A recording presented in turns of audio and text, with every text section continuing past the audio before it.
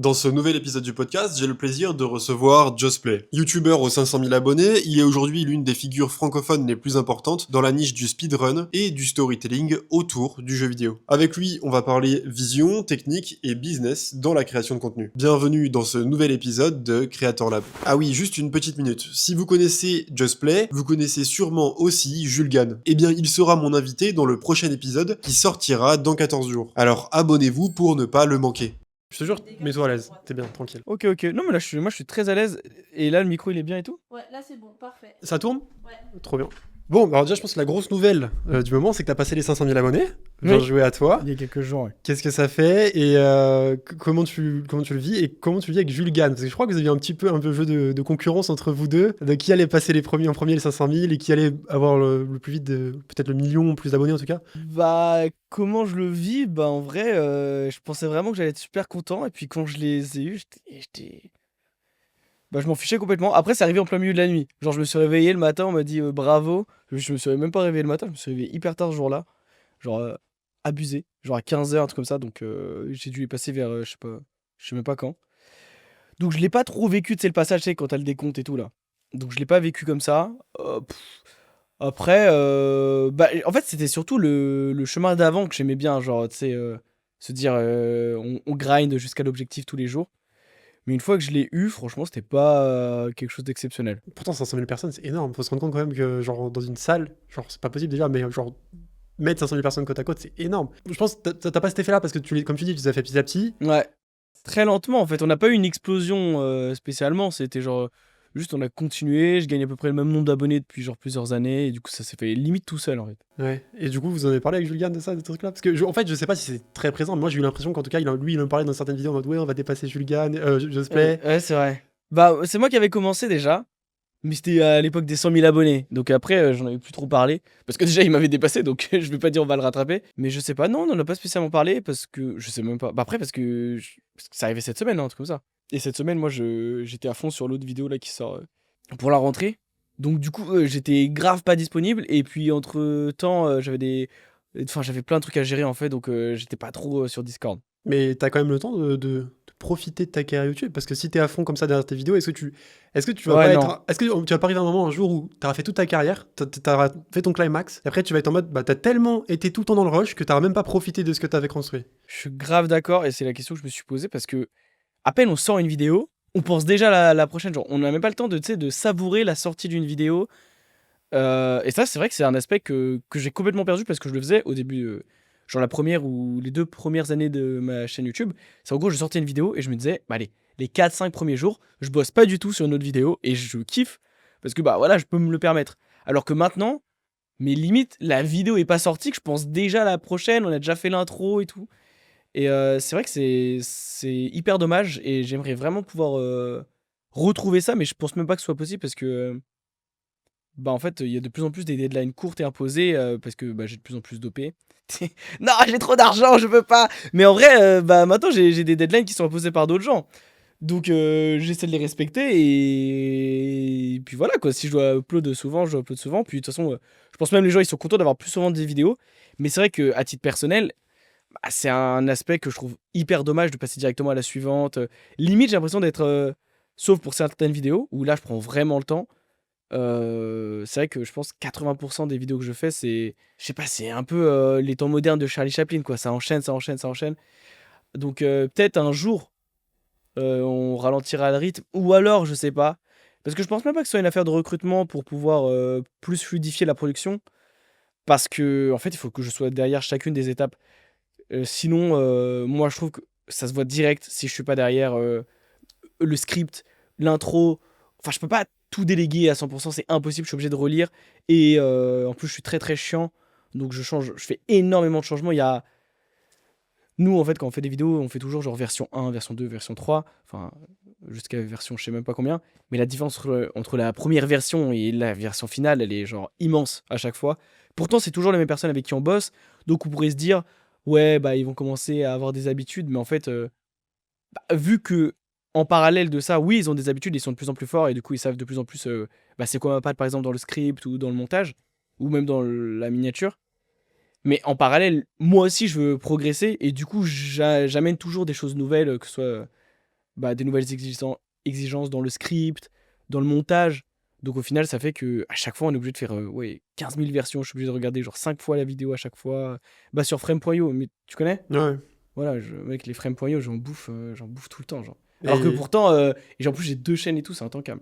et tu sens aucune évolution avec les gens avec qui tu travailles. Genre, du coup, tellement tu apportes à chaque fois une nouvelle évolution. En fait, ça dépend, mais franchement, je sais pas si je suis exigeant. Parce que j'en ai pas parlé avec d'autres youtubeurs. Mais moi, on me rend une version de vidéo, la V1, mon frame, il y a genre, franchement, entre 250 et 300 changements pour une vidéo d'1 heure. Genre, c'est là, ça va pas, là, ça va pas. Genre, c'est abusé. Tu vois, tous les petits points avec la lettre J, elle est Franchement, abusée. je suis monteur vidéo de base. J'ai travaillé avec beaucoup de gens. J'ai jamais eu 250 retours sur une vidéo. Genre, vraiment, C'est abusé. c'est hardcore. C'est-à-dire qu'il est très, très méticuleux sur ses vidéos et tu fais très attention aux détails. Je sais pas si c'est des détails, mais en fait, il y a des trucs. En fait, C'est bon, 250. moi, je suis un forcément. gros tu sais, consommateur YouTube, à la base, plus que youtubeur. Enfin, bon, maintenant, en ce moment, je regarde plus trop YouTube et j'essaie de plus développer ma culture sur d'autres arts, genre, je lis, j'essaie de lire, d'aller au théâtre ou même, tu sais, beaucoup de ciné en ce moment, beaucoup, beaucoup de films. Mais à une époque, je regardais énormément de vidéos et je pense que, tu sais, quand t'es un gros consommateur de vidéos YouTube, t'es obligé à un moment de. Je sais pas, en fait, t'as des exigences de con, genre, tu peux pas. Ah, tu vois, par exemple, un truc que je reproche souvent aux monteurs, c'est que parfois. En fait, je pense que parfois, ils ont peur de. Que ça se voit qui. En fait, je sais pas comment le dire sans paraître pour un fou. Ils ont peur de pas travailler. Je saurais pas comment dire. En gros, ils me rendent un truc. En fait, parfois, ils rajoutent un zoom, histoire de dire, regarde, là, tu vois, j'ai mis un effet, j'ai rajouté quelque chose. Il n'y a pas rien eu. Mais en fait, limite, le fait que t'aies rajouté quelque chose soit pas bien. Parce que le zoom, il sert. Enfin, en fait, c'est con, mais un zoom, c'est une volonté. C'est qu'est-ce que tu montres avec le zoom. Parfois, et parfois, j'ai des zooms, moi, ça me rend malade. Genre, je fais du gaming. Donc, parfois, genre, je parle, j'ai une réaction sur le jeu. Le mec, il zoome sur ma tête au lieu que, genre, sur le boss. Et ça, tu vois, ça traduit c'est un truc débile, mais ça traduit un aspect en mode j'ai zoomé parce que je devais zoomer mais je sais même pas pourquoi je zoome ou je sais même pas pourquoi je dois mettre un texte et en fait du coup j'essaie vraiment d'expliquer aux gens tu sais il y a un sens et il y en a j'ai l'impression qu'ils ont des presets et ils disent ok là ça fait 3 minutes j'ai pas mis un zoom sur la tête il faut que je mette un zoom mais gars en fait tu sais tu zoomes parce que tu dois zoomer je sais pas j'ai un PV tu vas zoomer sur la barre de vie là c'est cohérent mais c'est pas parce que je crie enfin je sais pas voilà il y a plein de petits mais c'est plein de petits trucs qui font que je sais pas par exemple moi, un truc qui m'avait marqué sur la vidéo Raft, en gros, on a fait une vidéo 100 jours Raft, et je voulais vraiment m'éloigner de Fuse, qui lui s'était concentré vachement très dans aspect let's play, donc pas trop de voix off non plus, et pas trop explication de l'histoire. Moi, au contraire, je voulais vraiment apporter une patte différente, donc parler de l'histoire, et en gros, l'histoire, elle se traduit par, tu sais, tu ramasses des petites pages, et il y a l'histoire qui est écrite voilà, avec des pages. Et du coup, moi, ce que j'ai abusé, j'étais très chiant, mais en gros, tu sais, ok, je le disais en voix off ce qui se passait, mais je voulais aussi qu'on surligne en jaune chaque passage du texte. Que les gens, en fait, ils disent pas j'invente des trucs et tout, et même si le texte est écrit en gros, il faut vraiment que je surligne les passages importants. On l'avait aussi fait dans la vidéo Hollow Knight, et là aussi on va le faire sur Grounded, parce que je trouve que c'est hyper important en fait de, je sais pas, de tout montrer, même si c'est des trucs de con ou que les gens ils voient pas, je sais pas, être carré en fait. Et le fait d'être carré, ouais, ça demande beaucoup, beaucoup de versions. Ok. Genre Clair Obscur, c'était abusé. Et t'as jamais été tenté d'un peu plus industrialiser? Parce que là, t'es vraiment, en fait. Ah, je trouve ça horrible. Parce que là, t'es quand même un artiste quand même. Genre en mode, t'es vraiment derrière ta vidéo, tu la bichonnes de A à Z. Il y en a Ouais. qui seraient. Maintenant que t'as une notoriété, tu pourrais être peut-être tenté de te dire, bah vas-y, je vais essayer de spam un peu plus. Est-ce que t'as pas pensé peut-être même faire. Bon, t'as déjà une chaîne secondaire où tu fais du clip, mais j'imagine que c'est quand même pas les mêmes. T'as jamais pensé à un peu réduire la qualité de tes vidéos pour faire plus de volume et peut-être plus d'argent? Alors j'y ai pensé. Je vais pas drop name, mais je sais qu'il y a des gens dans ma niche qui font beaucoup de volume et qui, comme tu as dit, réduisent en qualité, industrialisent, tu vois, genre un peu usine, etc. Mais en fait, je trouve que, enfin, je sais pas, pour moi, les meilleurs youtubeurs, tu sais, c'est ceux qui ont une âme.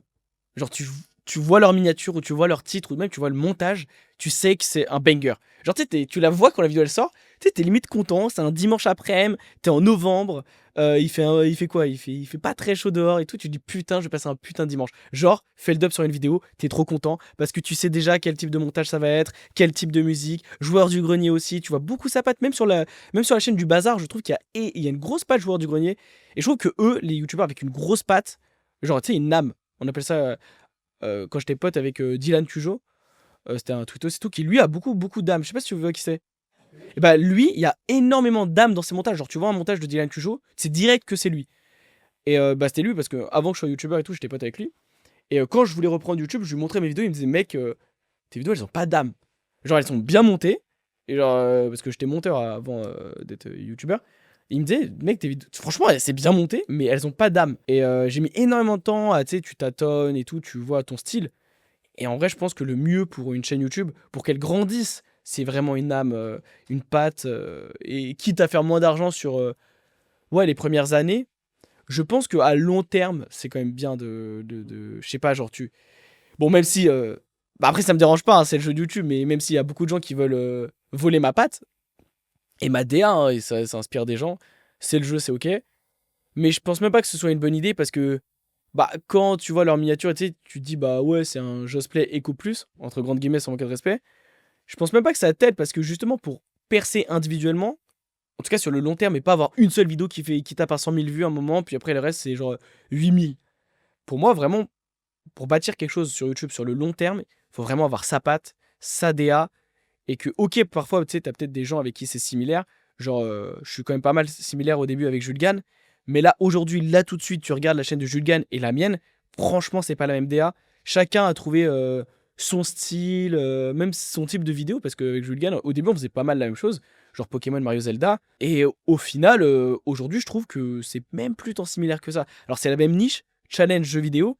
Mais c'est même pas tant les mêmes jeux vidéo que ça. Genre. Mais comment tu crées une bonne DA? Comment tu crées ta niche à toi, ton personnage? Parce que toi, tu sais, ça peut être dans les sous-titres. Je crois que tu avais déjà dit une fois, il me semble. J'ai entendu ça quelque part, mais je crois que c'est toi. En mode, faut pas changer les sous-titres, faut pas changer de PP, ce genre de choses. Ah oui, c'est vrai, j'avais dit ça. Ouais. C'est Comment mon tu avis. crées une. Oui, mais je Et- trouve qu'il est intéressant. Comment tu crées une DA? Donc, tu peux répéter, je pense, mais en gros, t'as dit qu'il fallait peut-être pas changer de photo de profil, peut-être avoir un peu ton style de sous-titre à toi. Ouais. Est-ce qu'il y a d'autres aspects que tu penses qui sont importants pour créer ta DA? Bah alors ça c'est pas moi, hein, ça c'est complètement Dylan qui me l'avait dit à l'époque. Enfin je sais plus, ça devait être Dylan, même ACK. Bon ça c'est des gens de Minecraft, donc je sais pas si le genre la ref. Mais en gros c'était un gros monteur, il était super fort, ACK le lama en montage. Genre vraiment, c'était un ami à moi, hein, je le connais depuis que j'avais genre 13 ans et tout sur Minecraft, hyper fort ce mec. Du coup, bah, en fait je pense que la DA, donc la direction artistique d'une chaîne, c'est la résultante de plein de facteurs, mais plein de petits trucs qui, additionnés, tu te dis, tu sais, tu le reconnais direct. Genre, bah, la photo de profil, je trouve. Le pseudo, évidemment, hein, les youtubeurs qui changent de pseudo, pour moi, c'est genre littéralement se tirer une balle dans la gorge. Mais vraiment, genre, il n'y a pas plus beau suicide d'une chaîne YouTube que de changer de pseudo ou de photo de profil pour moi. Puis même des trucs, ouais, voilà, les sous-titres. En gros, la police d'écriture plus que les sous-titres, c'est la police d'écriture pour moi. Genre, tu vois la police, tu sais direct que c'est moi, ou même je gagne, il a sa police d'écriture.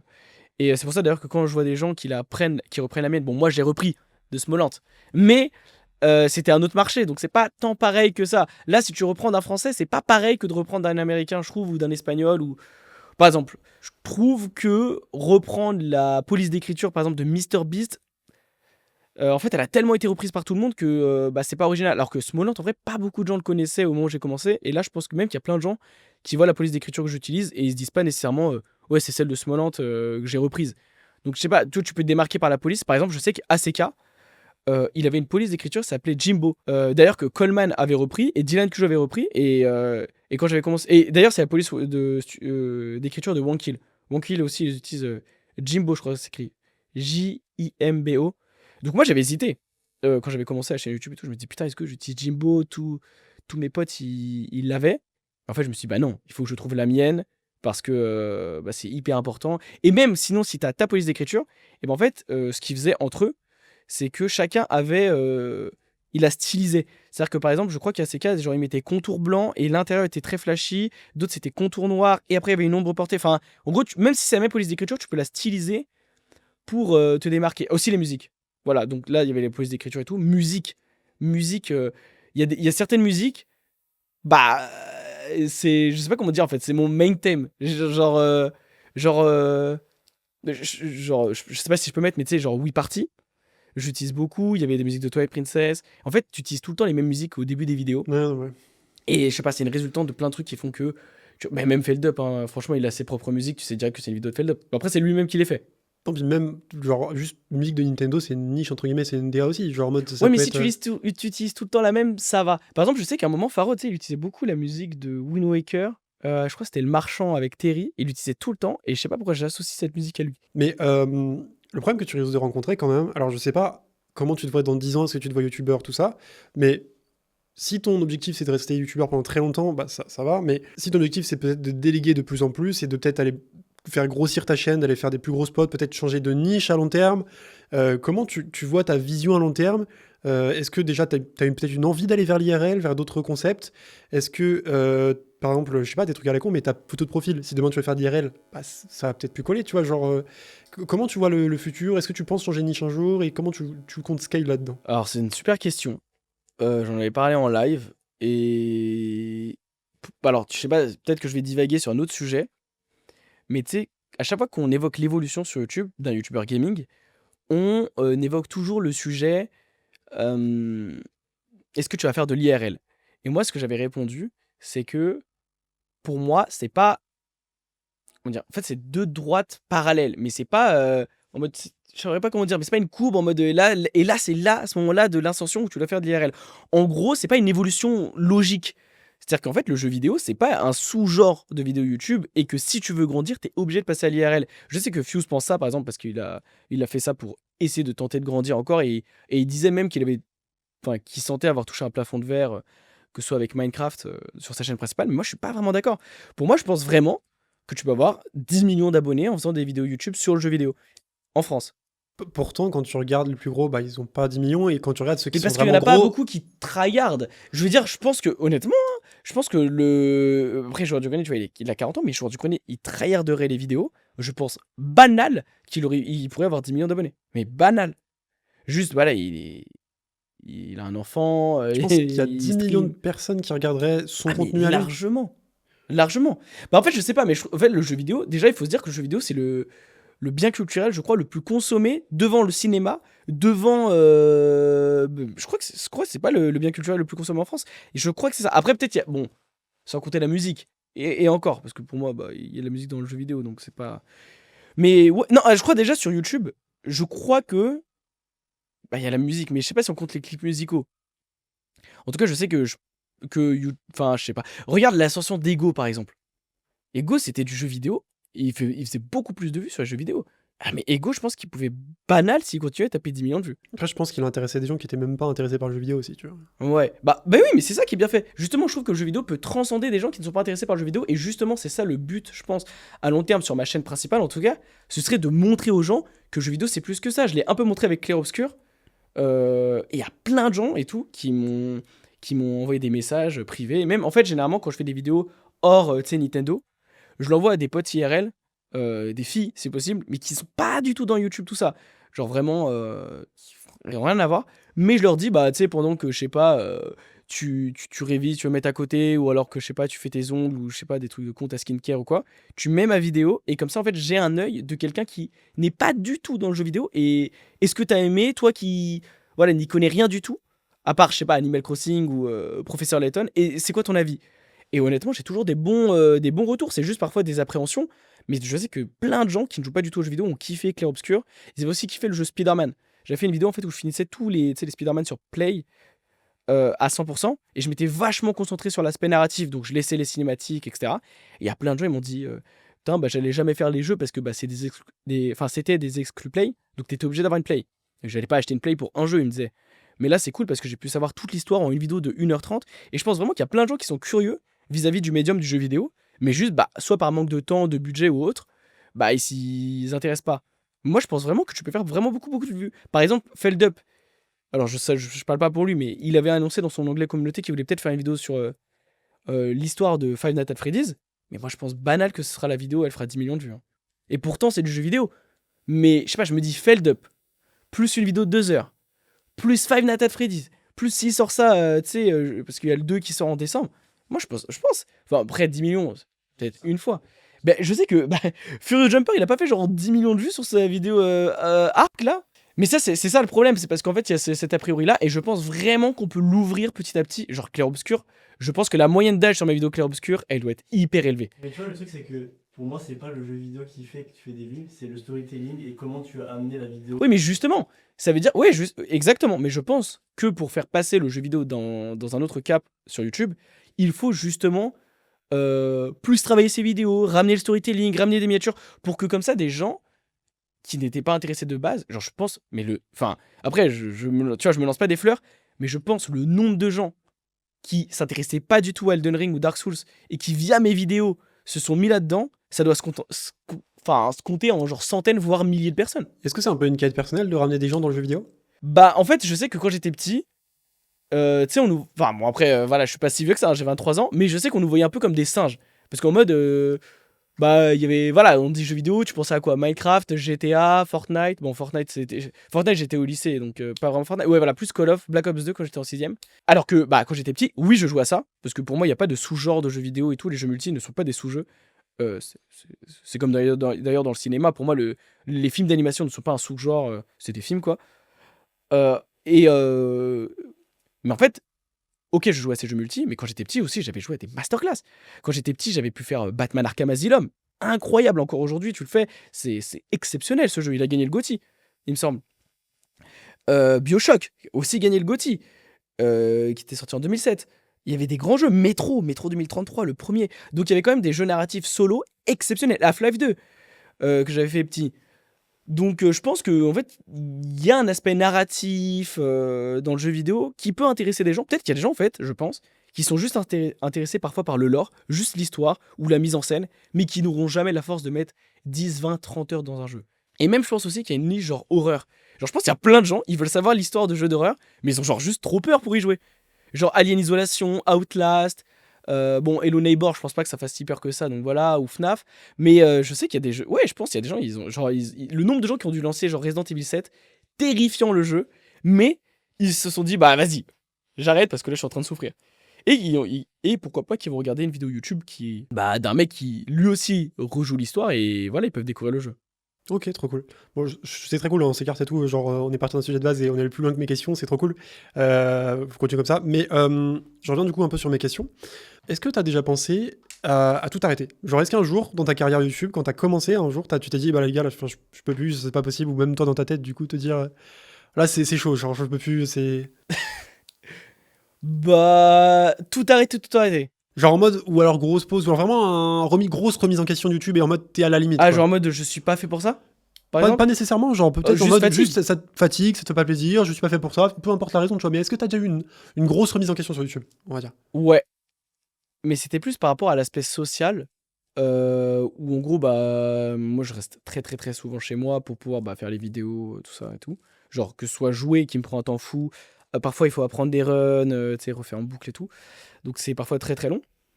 Et en plus respecter les deadlines. Donc ouais, bah, il y avait des moments où... Parce que là j'ai 23 ans, et c'est vrai que quand j'avais arrêté les cours, bah, je me disais putain mais je me sens vachement seul, tu sais, je me suis dit est-ce que... Mais moi je m'étais posé la question genre en mode dans le sens littéral.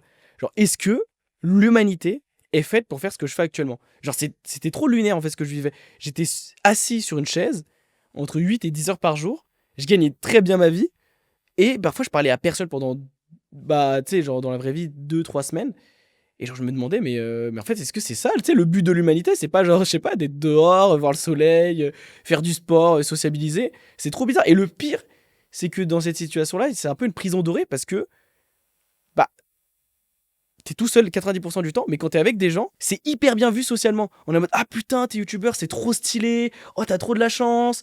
Et oui, on a de la chance, mais c'est vrai que en fait, les gens limite ils te poussent vers cette prison dorée plutôt que de t'encourager à parfois tu sais lever le pied et genre juste te dire bah mec, en vrai t'as 20 ans, profite de la vie. Parce que moi je voyais par exemple tous mes potes qui étaient en master, 1G ou quoi, et je me disais putain, c'est vrai que peut-être je passe à côté de quelque chose en fait. Peut-être que j'aurais dû voilà, commencer à être youtubeur genre à, je sais pas, 27, 28 ans et j'aurais dû ouais, vivre ma vingtaine normalement.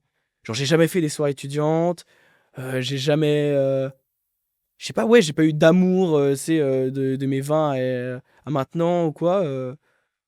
Donc j'ai l'impression d'être passé à côté d'un arc. Et tu sais comme dans un shonen que je suis passé à côté d'un arc que tout le monde a fait. Mais moi je suis dans un immense OAV qui est bien du coup hein, qui est très très bien, c'est une quête secondaire. Mais que j'ai transformé en quête principale. Et du coup, je pense que j'ai perdu ouais, l'essence même un moment, et moi, je me posais vraiment la question, je me disais, putain, mais peut-être que je passe à côté de ma vie. Genre, je voyais tous mes potes, mais kiffer leur vie. Alors, ok, je gagnais bien mieux ma vie que eux et que j'étais plus célèbre. Mais, je sais pas, socialement, moi, ça me minait de malade. Et même, j'en parlais avec mes équipes, je me disais, mais vous êtes sûr que, genre, parfois, ça a un sens? Limite, en fait, c'était plus une question de sens. Mais c'est un facteur commun, je pense, un peu youtubeur. Hein. De manière générale, il y a quand même beaucoup de youtubeurs qui disent ça, qui disent que ils ont un peu skippé leur vie étudiante. Il y en a quand même beaucoup qui ont eu ce truc-là, je dirais pas la moitié, mais je pense quand même beaucoup, qui, en fait, tu tombes dans un truc où bah, c'est passionnant, en plus ça demande beaucoup de temps, genre en mode, si t'as tes cours à côté, bah t'as pas le temps, enfin tu vas faire que ça en fait. Donc ouais, non, je pense que le truc de recherche de sens, je pense qu'il y en a beaucoup qui l'ont eu, je pense qu'il y en a qui l'ont aussi dans la vie de manière générale, hors YouTube, tu vois. Ouais. Mais je pense que c'est accentué quand t'es dans YouTube, parce que du coup, c'est un truc qui te vient plus tôt, peut-être. Cette recherche de sens. Je pense que les gens, de manière générale, ils ont un peu leur recherche de sens dans leur vie quand ils ont leur premier taf, tu vois. Et là, ils sont dans leur taf, ils sont, mais qu'est-ce que je fais maintenant, tu vois. Genre en mode. Alors que YouTubeur, bah, du coup, toi, tu l'as été jeune. T'as commencé avec quel âge YouTube? Il y a 2 ans, 3 ans? Non, ça fait 4 ans quand même déjà. 4 ans? Donc, j'avais à peu près 20 ans, en gros. Donc, tu faisais quoi à ce moment-là, en fait, d'ailleurs? Bah, j'étais étudiant. T'étais étudiant et donc. Et je kiffais ma vie d'étudiant pour le coup. J'étais très bon en cours, j'avais plein de potes, j'étais trop heureux. Et genre, je dis pas par nostalgie, j'étais vraiment heureux d'être en cours. Et t'as plus ça? Bah, du coup, j'ai dû arrêter. Est-ce que t'es trop heureux d'être youtubeur? En fait, alors, pour le coup, j'ai vu une interview de John Cena. C'est le mec ici, John Cena. Mais en vrai, c'est intéressant, je trouve, c'est vraiment un très bon personnage, parce que tu sais, il s'est reconverti dans l'acting. Enfin, il fait encore de. Je crois qu'il va arrêter d'ailleurs. Il me semble qu'il va arrêter pour se focus dans l'acting, mais là actuellement il est à Lyon, bref, on s'en fout. Et il disait que, en fait, quand il se posait trop de questions, lui il se disait, et j'étais assez d'accord avec lui parce que je me le disais moi aussi, c'est en fait peut-être que je suis né juste pour être utile à cette société. Et comment je suis utile? Bah, c'est quand je suis un catcheur. Et quand je fais du catch en fait, parce que je rends les gens heureux et je suis venu sur Terre pour ça. Et moi je me disais ça aussi, je me dis, bah ok, peut-être que je suis pas le plus heureux du monde, mais je pense que je sais pas, je me dis, tu sais, c'est mon but dans la vie, parfois je suis né pour ça. Pour l'instant, en tout cas, c'est ma fonction que je dois faire. Si je dois faire des vidéos, je dois envoyer du bonheur, je dois me faire kiffer. Et peut-être qu'après, bah, je me focuserai sur d'autres choses, mais actuellement, je pense pas que ce soit. Je sais pas. Je pense pas que ce soit nécessairement. En fait, je sais pas, parce qu'en fait, c'est trop bizarre, parce que je me plains pas du tout hein, de ma situation, parce que j'adore hein, YouTuber. Et c'est vrai que quand je sais pas. En fait, je sais même pas comment est-ce que. Je sais même pas. En fait, parce que ma niche, elle demande trop de travail. Parce qu'en vrai, je pense qu'un mec, il fait des vlogs. C'est super facile, tu vois, de continuer sa vie sociale et tout. Il tourne, je sais pas, 24 heures une journée dans la semaine, puis c'est bon, quoi. Moi, il y a tellement d'étapes de production jusqu'au montage, jusqu'au truc final que c'est compliqué. Les gens vont peut-être pas se rendre compte, ceux qui regardent le podcast, mais en vrai, il y a quand même des niches qui sont beaucoup plus simples sur YouTube que d'autres. Ah oui, largement. Et la niche que tu fais est quand même une niche qui est assez, je vais pas dire, c'est très artistique, mais il y a un côté très chronophage à côté. Ouais, Genre en mode, ouais. tu t'enfermes, tu dois mettre tes b-rolls, tu dois faire tes scripts, c'est des scripts énormes, tu sors Ouais. des vidéos énormes. C'est Et des les gens scripts se rendent énormes. pas compte que oui, c'est un travail qui est cool, tu vois, quand tu compares à la moyenne des tafs sur Terre, je pense que c'est un travail qui est très cool. Le meilleur taf au monde. Pour moi, c'est le numéro Voilà, 1. mais il faut aussi se rendre compte qu'il y a des côtés un peu, voilà, qui peuvent être un peu. En fait, ça tapés dépend un du peu youtubeur. dessus. Comme tu l'as dit, ça dépend des niches. Il y en a, frère, leur truc, c'est. Bon, là, je vais caricaturer de ouf, mais tu sais, c'est genre manger bleu pendant 24 heures. Mais ça va, genre, c'est pas. Tu sais, c'est. Comparé à moi, tu sais, le montage, c'est genre quoi, 3 zooms, c'est bon. Ma vidéo clair-obscur de 2h20, c'était quand même. C'était super long. T'as Enfin, combien de temps de montage, d'écriture et tout ça là-dessus? en vrai, on était fous. On était fous parce que je l'ai monté avec un monteur très bon, un très bon monteur. Et il était complètement dingue du jeu. Et nous, en fait, nous deux, on était dingues du jeu. Et c'était rare que ça arrive, mais il y avait une espèce d'émulsion créative. Et on était peut-être à 12 heures par jour, mais tous les jours. Et du coup, la vidéo est sortie grave tôt par rapport au moment où je l'ai fini. Genre à peine 3 semaines au moment où j'ai commencé le jeu, alors qu'elle fait 2h20. Mais en fait, on prenait tellement de plaisir sur ce jeu que. Elle a bien marché? En fait, c'est le problème. Mais je t'en avais parlé ou... Non, je sais plus si j'avais parlé des OP avec toi. Mais en gros, c'est le problème avec les OP, c'est que tu sais, elles payent par rapport à un mois après la publication. Enfin, tu sais, par rapport aux vues en gros. Donc, ils sont très matrixés par le court terme. Sauf que ma niche, c'est paradoxal, mais dès que je fais un nouveau jeu, bah, ça met du temps parce que mes abonnés actuels ne sont pas intéressés par ça. Mais les personnes qui sont potentiellement intéressées par ce genre de jeu, ils vont tomber par hasard, par la suite, bouche à oreille, tout ça. Par exemple, toutes mes vidéos Dark Souls ou Elden Ring ont flop, mais de malade mental à leur sortie, alors qu'aujourd'hui elles sont toutes à 500 000 vues. Donc en gros, 6 mois après, ça pète. Et là, Clair Obscur, c'était un flop intersidéral. Mais là, ça a bien remonté et je crois que maintenant, tu sais, c'est dans la moyenne.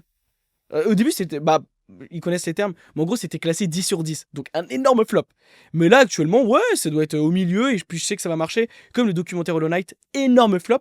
Mais là, actuellement, c'est quasiment une des vidéos qui est le plus vue ces 2 derniers mois. C'est celle où t'as fait 2 fois le montage, c'est ça? Hollow Knight. Ouais. T'as eu 2 fois, t'as dû payer 2 fois les frais de montage et t'es pas du tout rentable dessus, non? Bon, je serais jamais rentable vu que ça coûtait genre 5 000 euros. 5 000 euros? Bah, j'ai fait 2 vidéos, quoi. Ouais, peut-être plus, même que 5 000 euros. Tu sais que moi, pour les vidéos, quand c'est. Je prends des vidéos, genre par exemple, que des vidéos sur Mario Kart World, Ouais, je ne vais pas la regarder parce que je veux jouer au jeu. Et Ouais. si je me force à pas la regarder, alors que je me dis putain, j'ai envie de la regarder, tu vois. ouais. Et moi, je me dis, est-ce que ça explique pas aussi le fait que des fois, t'as des vidéos elles flop parce que c'est un jeu Trop récent. Je suis complètement d'accord. Bah, ça me l'a fait avec Bonanza, c'est Donkey Kong. Mais, donc je suis grave d'accord. Et je pense que c'est pour ça que je vais beaucoup moins faire des sorties, tu sais, enfin des... récentes. Ouais, voilà. Sauf, genre Silksong, par exemple, je vais le faire. Mais je suis d'accord qu'il y a plein de gens qui m'ont dit ça. Et même par exemple Clair Obscur. Et là, je pense que ouais, c'est aussi un truc. Les gens ils se sont dit, bah, j'ai fini Clair Obscur, maintenant je vais regarder la vidéo. Et c'est clair. C'est clair, de toute façon, je pense même pas que dans le jeu vidéo ce soit. En fait, il y a tellement de jeux. Je pense même pas que ce soit si important que ça de faire des jeux par rapport à la hype. Sauf. Ou alors limite, tu sais, tu fais l'opus précédent avant que le nouveau il sorte.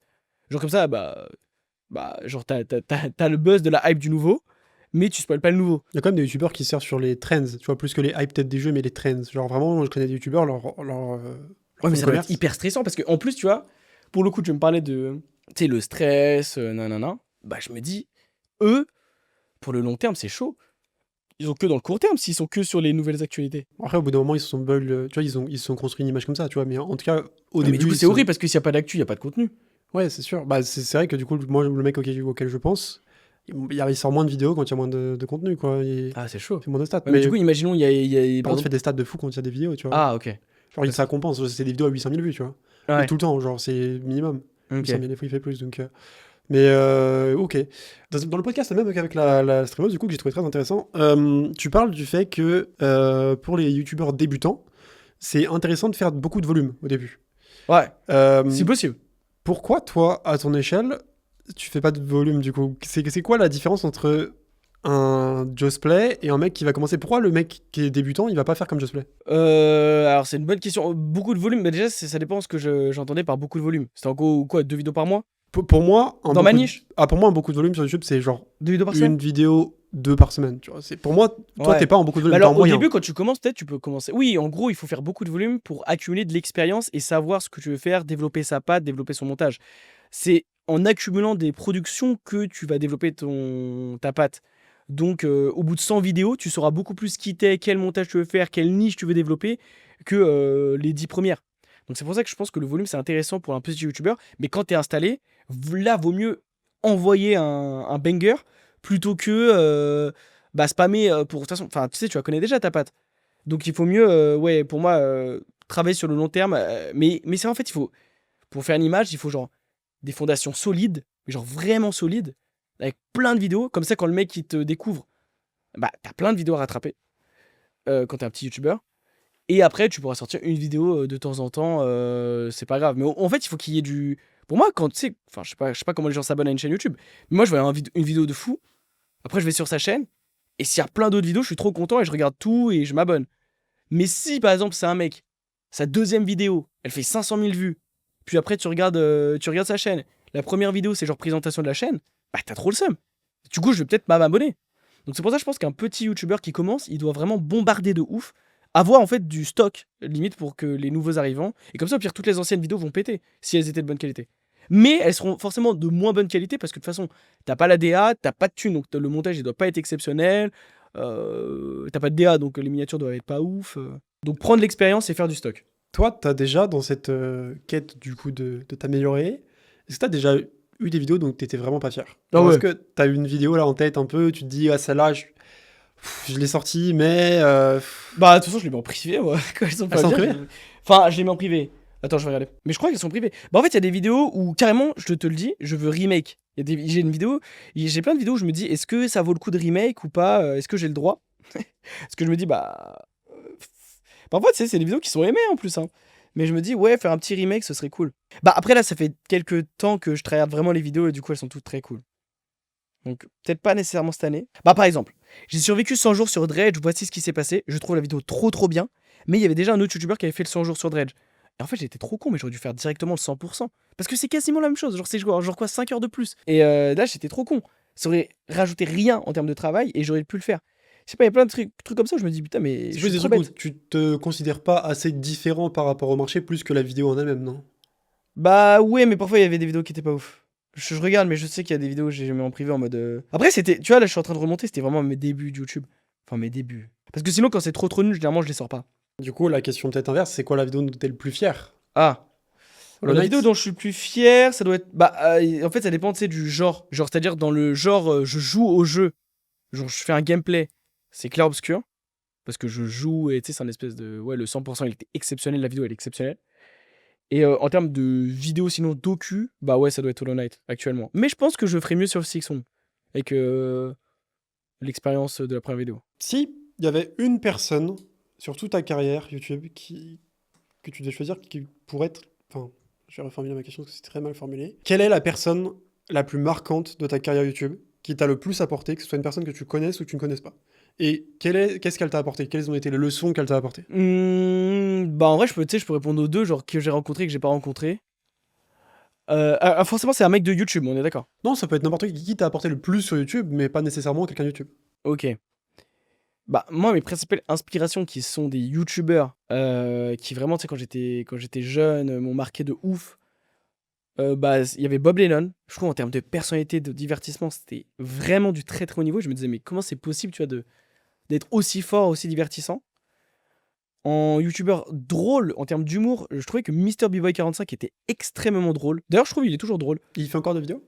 Il fait beaucoup de streams, GTRP et tout ça. Et vraiment, il est hyper drôle ce mec. Je sais pas pourquoi on le voit pas plus tu sais, dans le groupe des gros youtubeurs. Il est trop marrant, trop trop trop drôle. Et sinon, pour le côté, tu sais, artistique, là je parle que en France, hein. Ben moi, il y avait Alt236, je sais pas si tu connais. Pour moi, c'est un véritable artiste de YouTube. Mais c'est un niveau ce qu'il fait. Quelle niche? En fait, il dit que c'est un explorateur de l'horreur. Donc, j'ai pas envie de dire horreur parce que horreur, on pense à quelque chose qui fait peur, mais c'est l'attrait obsessionnel de l'horreur. En mode, tu sais pas pourquoi, tu sais, ça te terrifie, genre t'as la boule au ventre, mais t'as envie de savoir ce qui se passe, t'as envie de plus creuser le sujet. Je sais pas si ça vous l'a déjà fait sur certains sujets.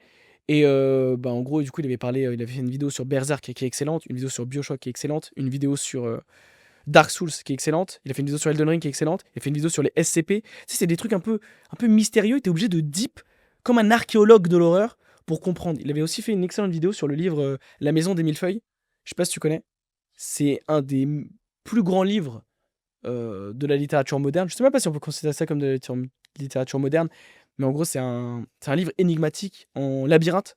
Genre, tu l'ouvres, tu sais, il y a des pages, en gros, où c'est les textes, ils sont ronds comme ça. Tu t'ouvres une page, parfois il y a des trous et qui t'emmènent vers un autre truc. En fait, c'est un véritable labyrinthe. Et bref, il a fait une vidéo où il avait décortiqué le livre, qui était hyper intéressante aussi. Très, très, très, très, très, très, très fort. Alt 236. C'est aussi, dans l'aspect artistique, c'est lui-même qui compose ses musiques. Dans sa vidéo. Dans ses vidéos. Toutes C'est ses fou. vidéos, c'est lui qui fait toutes les OST de ses musiques. Donc en gros, il y a ses albums, alors sur sa chaîne YouTube, et en gros, c'est lui qui utilise Dans tout. chaque vidéo, un album? Non. Mais du coup, c'est pour ça, tu sais, un peu comme Feldup, tu sais, il a des main thèmes. Genre, tu Hmm. sais du coup quelle ambiance il va mettre parce que bah, il utilise tout le temps les mêmes thèmes au même moment, dans les mêmes contextes. Trop fort, Alt 236. Alt 236, je crois que ça vient. Le pseudo, c'est parce que quand tu fais Alt 236, tu sais, ça fait le signe de l'infini. Mais je crois que ça a été patch et du coup, ça fait plus ça. Mais à l'époque, ça faisait ça. Donc, très stylé Alt, ce qu'il fait. Sinon, Feldup, hein, c'est un peu le même délire. Mais là, c'est plus dans le genre horreur. Mais je trouve que, je sais pas pourquoi, dans cette niche, les gens, ils font vachement d'efforts dans le visuel. Après, c'est normal parce que je pense que pour installer une ambiance, ça doit être dans le visuel, mais aussi sonore. Et ça, pour moi, les meilleures chaînes en termes de sound design, c'est vraiment, vraiment Alt 236 et Feldup. C'est tellement bien géré. C'est exceptionnel. T'essayes d'importer un peu ce niveau de sound design dans tes vidéos? J'ai essayé, mais c'est trop dur. Mais par exemple, sur Clair Obscur et Hollow Knight, on avait essayé. Bah, par exemple, là, j'ai un monteur qui est un rappeur à côté. Mais un bon rappeur, en plus, il est connu et tout. Bah, je vais pas dire son nom. Mais ça me pue parce que parfois il y a des gens dans le chat et tout qui disent ah putain c'est lui ton monteur. Mais du coup il est très fort en mixage son, mais c'est vrai que pour installer une ambiance, gérer les silences, comme je t'ai dit les monteurs ils sont stressés. En fait ils ont peur de parfois rien. Pas faire assez, ouais. Mais en fait un silence c'est faire quelque chose.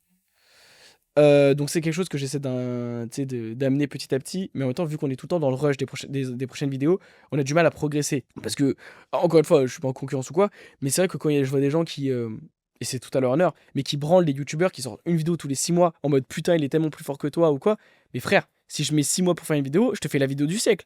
Mais vous vous rendez bien compte que moi je sors une vidéo tous les 10 jours, 2 semaines. Je peux. Mais si j'ai 6 mois pour faire une vidéo, mais je fais un chef-d'œuvre. Je mets de la 3D et tout, j'ai un budget illimité. Mais donc évidemment qu'il en faut pour tout de toute façon sur YouTube. Mais justement, on est tout le temps dans le rush, donc on a du mal à progresser sur certains sujets. Mais je pense d'ailleurs c'est ça aussi le être un YouTuber, hein, c'est tu sais jouer au jeu, c'est-à-dire poster régulièrement des bons trucs. Mais poster une énorme vidéo tous les 6 mois, pour moi, t'es pas YouTuber, t'es plus vidéaste. Ego, il fait ça un peu. Alors, Ego, moi, c'est vrai, ce qui me choquait, c'est qu'il a percé parce qu'il faisait pas du tout ça. Ses 6 premiers mois de vidéo YouTube, c'était genre une vidéo toutes les 2 semaines. Ouais. C'était abusé. Et genre, avec Jules Gann, il avait moins d'abonnés que nous à l'époque. Hein. Jules Gann m'avait envoyé sa chaîne, il avait genre 8000 abonnés. Et m'avait dit, lui, c'est le prochain qui a genre 100 000 abonnés. Mais qu'il a eu 100 000 abonnés genre 2 mois après. Puis après, il a eu 1 million genre 3 mois après. C'est ouf. Genre, c'est n'importe quoi. Mais en même temps, mec, genre, vraiment. Parce que du coup, il y avait The Great Review, qui lui était déjà en place à l'époque. Et genre, avec Jules Gann, on adore hein, The Great Review, Augustin et tout, je connais et tout, on s'est déjà vu, on s'est déjà parlé. Mais on se disait, putain, mais il se branle de ouf comparé à Ego. On se disait, mais TGR se branle. Parce que TGR, tu vois, lui, il a jamais mis beaucoup de vidéos, pour le coup. Mais Ego, il te sortait un banger toutes les 2 semaines et on pétait notre crâne avec Jules Gann. On disait comment c'est possible. Donc au début, il a joué au jeu de YouTube. Après, une fois que tu as installé, comme je l'avais dit, bah, il peut baisser le volume et augmenter la qualité vidéo par vidéo, même par rapport à l'écriture. Mais après, si on doit parler d'Ego, pour moi, il aurait jamais dû. Il aurait jamais dû changer de niche. Il aurait jamais dû faire son Damso ou Kanye West. En fait, les gens, quand ils ont du buzz, ils veulent trop faire ça sans bourgeoiser, tu sais. Reste dans ta niche, mec. Deviens le goat de ta niche plutôt que de changer. Ils veulent trop faire, tu sais, le Kanye en mode. Voilà, donc là, je fais une grève de paroles. Là, je fais. Arrête, frère. Deviens le goat, je comprends pas. Ça me rend zinzin. Les gens que j'admire qui deviennent fous pour être fous. C'est trop dommage. Et d'ailleurs, c'est pour ça que je respecte énormément le joueur du grenier. Parce que lui, il est resté dans son truc et il est devenu trop fort. Et il a continué de grind son niveau. En fait, ce délire-là de. Ouais, de.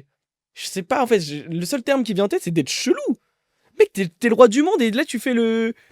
Je sais pas, je trouve ça trop bizarre. Moi, tu vois, je l'ai vécu avec Hughes, ce truc-là de changement de niche quand même. Ouais, mais c'est pas pareil. C'est pas un changement de niche en mode embourgeoisement. En mode. Je suis tellement plus intelligent maintenant de faire des vidéos sur la science, l'e-sport. Tu vois. Ou alors, moi, je fais plus du rap.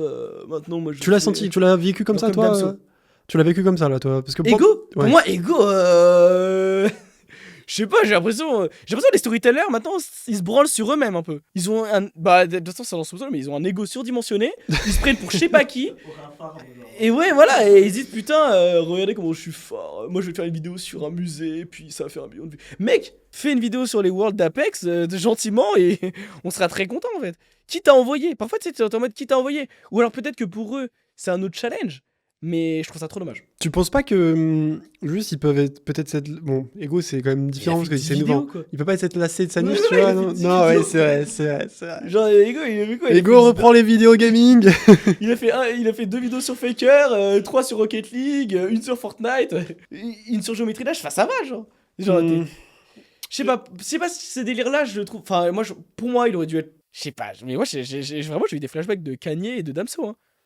Genre vraiment c'est le même délire, genre le mec il a son prime, il s'est dit je comprends pas. Bon, Ego il est pas là depuis longtemps, mais toi t'es installé quand même depuis plus longtemps que lui, maintenant 4 ans. Là où un changement, un agrandissement de niche je trouve serait plus logique avec ta chaîne à toi que celle d'Ego. Est-ce que t'arrives à quand même toujours à trouver des idées de vidéos? Parce que est-ce que t'es pas un peu limité par les sorties des jeux justement parce que tu vois par exemple avec Donkey Kong là le jeu qui est sorti. Ouais. Bah, c'est une sortie qui est cool, tu vois, je sais que ça va quand même faire des vues à long terme, tu vois, tu sais que ça va marcher. T'es pas limité par les jeux? Non.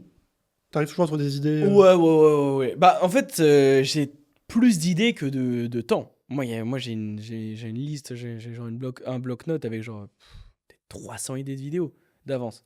Et après, ça se rajoute avec des nouveaux jeux. Donc c'est intankable. Donc non, le jeu vidéo pour moi c'est inépuisable. C'est pour ça, quand, tu sais, au début, quand tu commences YouTube, tu sais, il y a toujours les darons qui sont en mode putain et tout, comment t'es sûr que ça va marcher? Moi j'aurais répondu, mais enfin, vous vous rendez bien compte que là, ça n'existe. Enfin, que dans 20 ans, les gens vont quand même aimer Mario ou aimer Pokémon, ils vont quand même regarder des vidéos.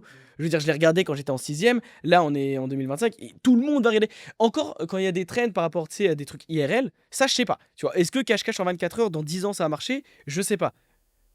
Zelda, ça sera Zelda quoi. Pokémon, ce sera Pokémon, ça va jamais plus avoir de buzz. Alors peut-être moins, mais ça va jamais être à terre Pokémon. Et pour moi, c'est par exemple le jeu vidéo, c'est beaucoup plus stable que l'IRL. Après, peut-être que je suis biaisé, mais parce que je regarde pas trop l'IRL, parce que pour moi, ça tourne en rond de fou. C'est toujours. Je suis désolé, mais putain, j'invite le gratin de YouTube et on va faire les cons dans un aéroport, ou alors on se cache à Ikea, ou alors on mange bleu pendant 24 heures, ou alors oh, je teste ces recettes TikTok. Tu sais, ça tourne vite en rond et c'est vachement sur l'actualité. Alors que, bah, je suis désolé, moi, mes vidéos d'il y a 3 ans, elles font encore énormément de vues. Tu penses que les gens sont plus exigeants sur l'IRL que sur le jeu vidéo? Ah, je pense qu'ils sont beaucoup moins exigeants. Sur l'IRL? Ouais. Moi, j'aurais dit l'inverse du coup de ce que tu dis, parce que du coup, les gens sont obligés toujours à la nouvelle, à la page du dernier truc, d'être un peu trendy. Ah oui, mais je trouve que c'est beaucoup moins recherché que. Je sais Ah, pas, je trouve que. Quand tu vois les dernières vidéos d'Amixem, là. Bah, je trouve la qualité d'écriture, de montage, Oui. vidéo gaming est genre 100 fois supérieure à Amixem qui monte un Lego. T'as vu la Amnesia de Amixem? Amnésia d'Amixem? Non, j'ai pas vu. Faut que tu la vois, c'est en termes d'écriture, elle est vraiment vénère. Genre, c'est une des rares vidéos écrites d'Amixem. Elle est sortie il y a pas longtemps? Ouais, c'est en gros un truc où il arrive dans une situation, il doit deviner dans quelle situation il est.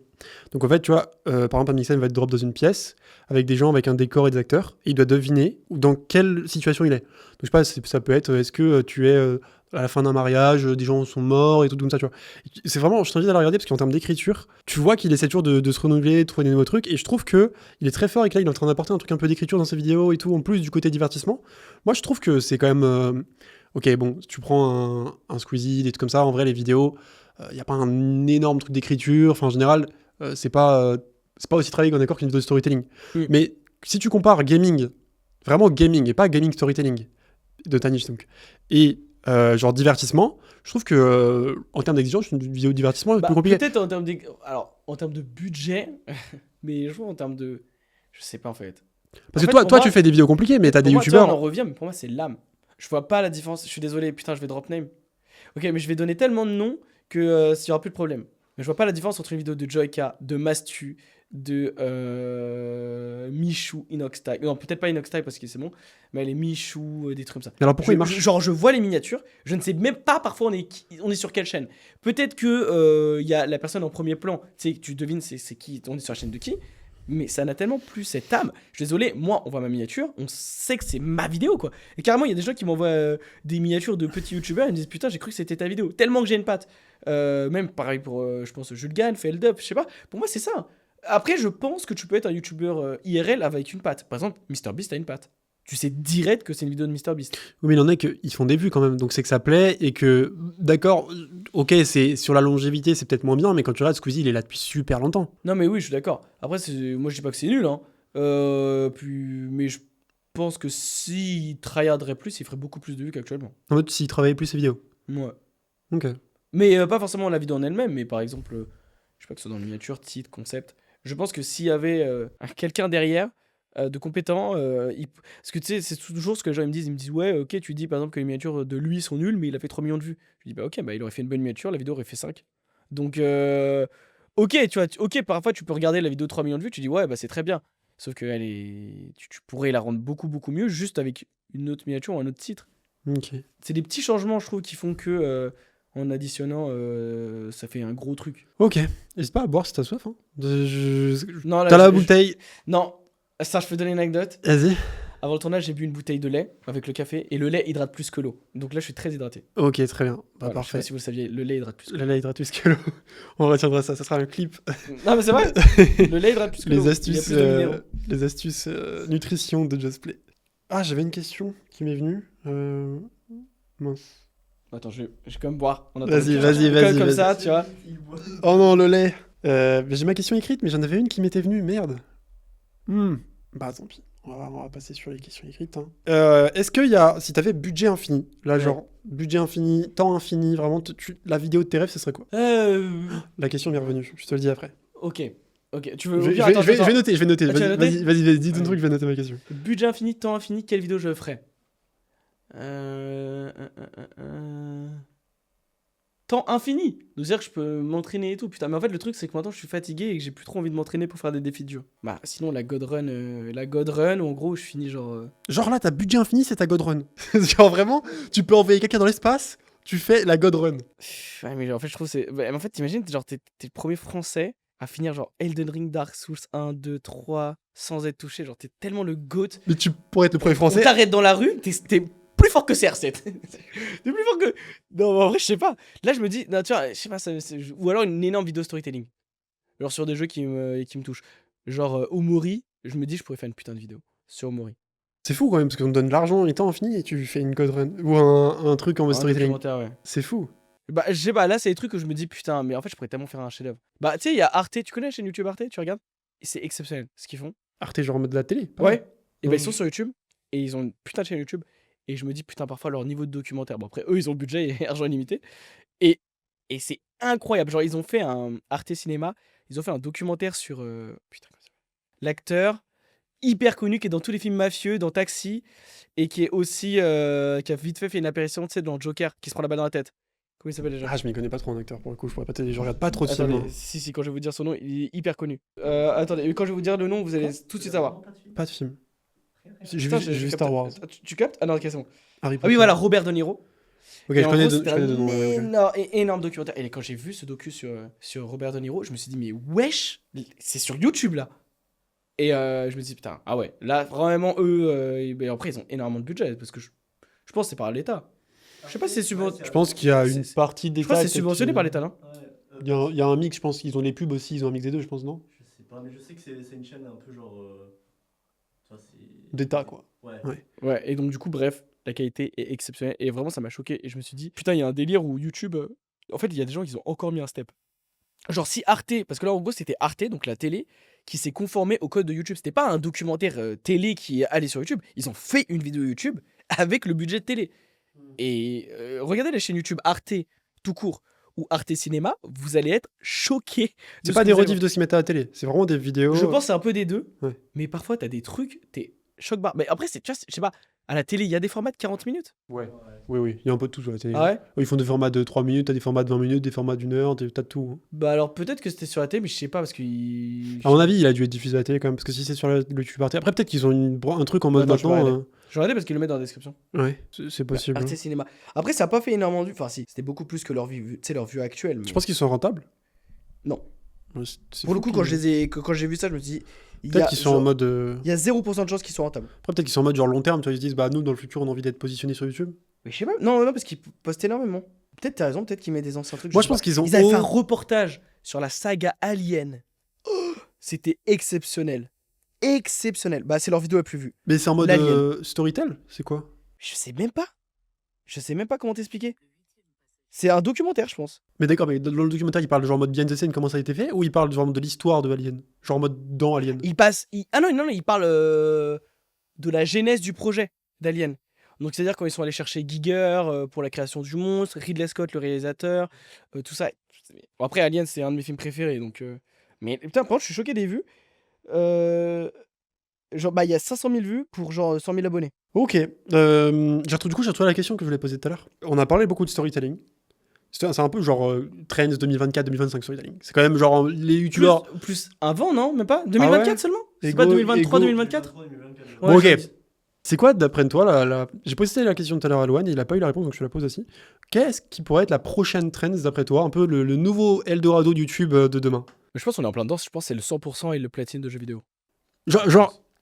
Ah ça- non, ça dans ma touche- niche? Ah non, je parle tout Ah, niche en confondu. général, ok. Parce que le storytelling, ça touche tout le monde. Tu vois, il y avait des mecs qui faisaient des storytelling, je sais pas, sur les échecs. T'as des mecs qui font du Ouais, storytelling. d'accord. T'as des storytelling un peu de tout. Quel est le format un peu, tu penses que demain, qui pourrait faire, je sais pas, ça pourrait être le vlog qui revient à la mode, j'en sais rien. Ok. Est-ce que tu sens un truc Alors, qui. je sais pas si tu peux mettre ça dans le storytelling, mais pour moi, un format qui, je suis sûr, a marché, que je dis depuis des années, tu sais, c'est genre l'histoire de, et tu mets une personnalité connue, et c'est un documentaire de 40 minutes. Je pense que c'est Genre, storytelling. l'histoire de Gotaga ou l'histoire de Kameto et ça retrace toute sa carrière. Et en fait, pourquoi est-ce qu'il est connu? Parce qu'il y a plein de gens, je pense, ils savent pas pourquoi Kameto il est connu. Genre le live légendaire, tu sais, avec l'aquarium, etc. Donc je pense que tu peux vraiment, genre en mode de Kameto jusqu'à la K-Corp, tu fais un documentaire de 1h30 dessus, je pense elle peut taper genre 4 millions de vues, mais banal. Donc je pense que ce délire-là, et c'est énorme, c'est connu aux US en fait. Aux US, il y a des gens qui font ça, genre l'histoire de X rappeur ou X youtubeur. Ça fait mais genre des centaines de milliers de vues. Je sais plus comment il s'appelle ce youtubeur, c'était Melchior qui regarde beaucoup plus ce YouTube US qui m'avait envoyé la niche. Et c'était n'importe quoi. Mais il y a moyen que ce soit même un des youtubeurs qui a gagné le plus d'abonnés, je crois, sur l'année dernière. Qui fait ça aux US. Mais je sais plus c'est quoi son nom. Tu t'inspires des US? Alors, comme je disais, je m'inspirais énormément au début, mais maintenant quasi plus. Bon, en même temps, ils sont finito, mes goats. Donc je m'inspirais de Smolant et Point Crow. Ce moment, Ils- tu fais encore des vidéos. C'est finito, ils sont trop nuls ces vidéos. C'est Ah ouais genre des bingos sur l'IA. Mec, il était tellement fort. Ça, c'est mon plus gros. Ça, c'est mon cœur, il est tellement brisé. Tu sais, c'est quand tu vois un mec, il est trop fort. Et après, bah lui, par exemple, il a levé le pied. Lui, il a levé Smolant, le qui pied. fait des rediffs de live, peut-être, du coup, c'est ça, non? Je Non, sais non, pas, non, mais j'ai non, vu non, des vidéos, enfin- il fait quand même des millions de vues. Hein. Ou là, je confonds alors. Hein. Non, il faisait 10 millions de vues à l'époque. Là, il fait genre à peine 1. Ok. 1 ou Mais 800 si, 000. je pense que c'est de lui que je parle. Parce que du coup, je me suis quand même. Moi, je connaissais pas trop l'univers speedrun, j'ai dû me pencher dessus Ouais. pour toi, du coup, et Mec, Jules Gann. Smant, c'était le GOAT. Il faisait 10 millions de vues. Je sais pas si tu te rends compte de ce que c'est, 10 millions de vues. Dans ma niche, hein. Après, sa chaîne replay fait énormément de vues. Ah ouais, non, c'est pas celui que je pense. Il y a un autre mec avec une. Point qui- Crow. Ah, peut-être. Point Crow, il est moins finito que Smolant.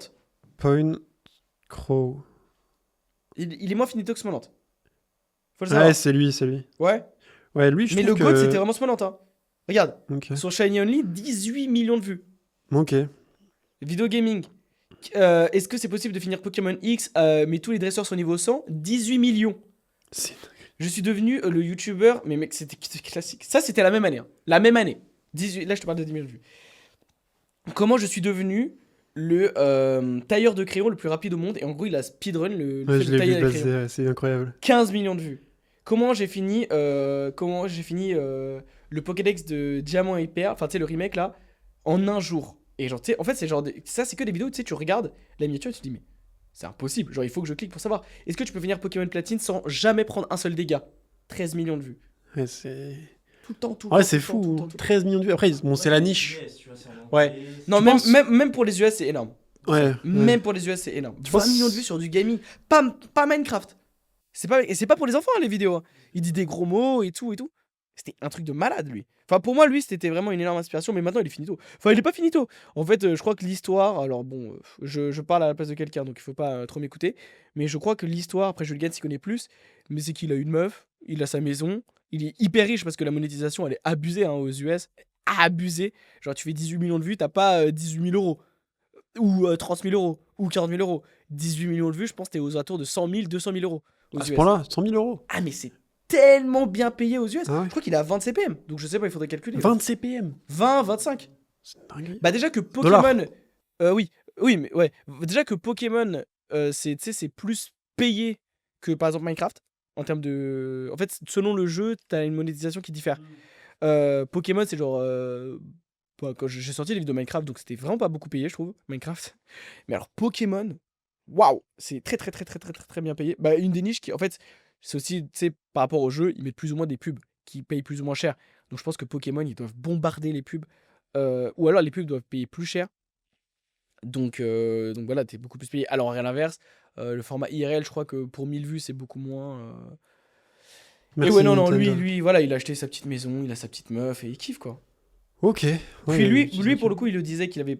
Bah, il était passé à côté de sa vie. Parce que c'était abusé, hein, lui, ce qu'il faisait. Moi, Du coup, il a laissé de rattraper, là. je pense qu'il rattrape, il a quasi 30 ans, il kiffe. Mais moi, ça me déplaît qu'il kiffe. Je suis égoïste, ça me déplaît qu'il kiffe parce que c'était mon goat. Tu lui as déjà parlé? Non, mais je sais que Julien a fait une vidéo avec lui. Il a Après, fait c'était une mon vidéo. goat. Julien l'admire beaucoup plus que moi. Moi j'ai juste. C'était l'aspect YouTube. Alors, Julien, lui, il regardait tous ses streams, etc. Hmm. Ok. T'as parlé de Twitch un peu avec Kamato juste avant, t'as arrêté Twitch il y a pas très longtemps. C'est quoi le débrief de l'après-Twitch? Parce que t'as fait une vidéo pour expliquer que t'as arrêté Twitch, mais maintenant, qu'est-ce qu'il en est? Bah, Est-ce que tu regrettes En fait, je me suis peut-être mal exprimé quand j'ai dit j'arrêté Twitch. Alors, dans la vidéo, je me suis très bien exprimé, mais je regarde juste la miniature. Mais en gros, quand j'ai dit j'arrête Twitch, C'est j'ai arrêté Twitch de façon quotidienne. C'est en gros, c'est le délire vraiment 17h, 22h tous les jours, je live. Ça, j'arrête. Après, live de temps en temps, imaginons il y a un Nintendo Direct, tu vois, genre si Hollow Knight va être annoncé ou un truc comme ça, évidemment que je vais réagir. Ou alors de temps en temps, j'ai envie de faire un stream, je le fais. Mais c'est le délire vraiment quotidien, tous les jours. Avoir un planning, tout ça, ça me plaisait plus parce que t'étais enfermé, quoi, t'étais pas libre. Donc c'était surtout cet aspect-là. En fait, j'arrête Twitch de façon quotidienne, mais je sais même plus c'était quoi le terme. Le daily stream. C'est comme ça qu'on appelle ça sur Twitch. J'arrête juste le daily stream. Après là, s'il y a un jeu qui sort, genre Donkey Kong, et que j'ai envie de stream tous les jours pendant la sortie de Donkey Kong, je le fais, je stream 7 jours d'affilée sur Donkey Kong pour la découverte. Mais il peut très bien se passer après cette découverte-là, 3 semaines sans stream. Parce que voilà, je joue dans mon coin ou quoi. Aussi, un des autres aspects, c'était parce que par exemple pour les jeux narratifs, l'aspect backseat spoil était très très très compliqué à gérer et ça gâchait vraiment mes expériences. Et depuis que j'ai arrêté Twitch et que je peux justement découvrir dans mon coin à mon rythme, c'est beaucoup beaucoup mieux. Même la qualité des vidéos a augmenté, même les monteurs m'ont dit que c'était plus facile à monter. Donc ça, c'est très cool. Mais il y a des concepts que je ferai toujours en live, genre chasser un shiny tout seul dans sa chambre, ça n'a aucun sens. Enfin, genre c'est trop bizarre. Le mec, il va pas crier alors qu'il n'y a pas de chat. Donc, évidemment que si je chasse des shiny, ce sera toujours en live. Si je fais un gros challenge, par exemple un no-hit sur Elden Ring, tu vas pas faire un no-hit seul dans ta chambre. Mais non, c'est un concept qui se vit en live avec du monde. Mais par exemple, un 100% ou un 100 jours ou quoi, en fait, quand le live n'est pas nécessaire au contenu, je trouvais que ça servait à rien et que ça m'ajoutait juste des contraintes. Que ce soit de temps, parce qu'en fait, je me levais par exemple à, je sais pas, 10, 11 heures, je devais attendre 17 heures pour commencer à tourner, pour être en live. C'était hyper contraignant. Donc, même je prenais du retard sur les vidéos, je me suis dit, en fait, vas-y, je tourne quand je veux. Et même si, par exemple, tu vois, vu que je suis plus un streamer, et même si, par exemple, j'ai commencé les 3 premières heures en live, hors live, puis après, je fais un stream en live, puis après, je repasse hors live. En fait, on s'en fout. De toute façon, je suis pas un streamer. Donc, en fait, le stream, c'est juste un moment où je suis en live. On passe du moment quand je suis là, en direct, mais c'est pas un rendez-vous, c'est pas. Ouais, je sais pas, il y avait vraiment un aspect prison que j'aimais pas du tout, en fait. Mais ça m'arrive encore de stream, hein. Je dois être à peut-être 20, 30 heures sur ce dernier mois. Mais à titre de comparaison, à l'époque, j'étais genre à 150 heures de stream par mois, entre 150 et 200.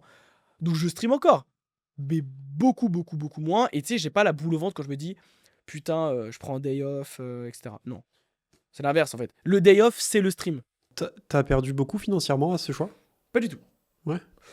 J'ai dû perdre. Mais en fait, ça s'est compensé parce que maintenant je peux faire plus de vidéos, donc plus d'OP. Donc ça s'est compensé de zinzin. Plus, j'ai fait une autre chaîne YouTube, Just Play World, qui aussi a compensé, mais en 2 secondes, les revenus Twitch.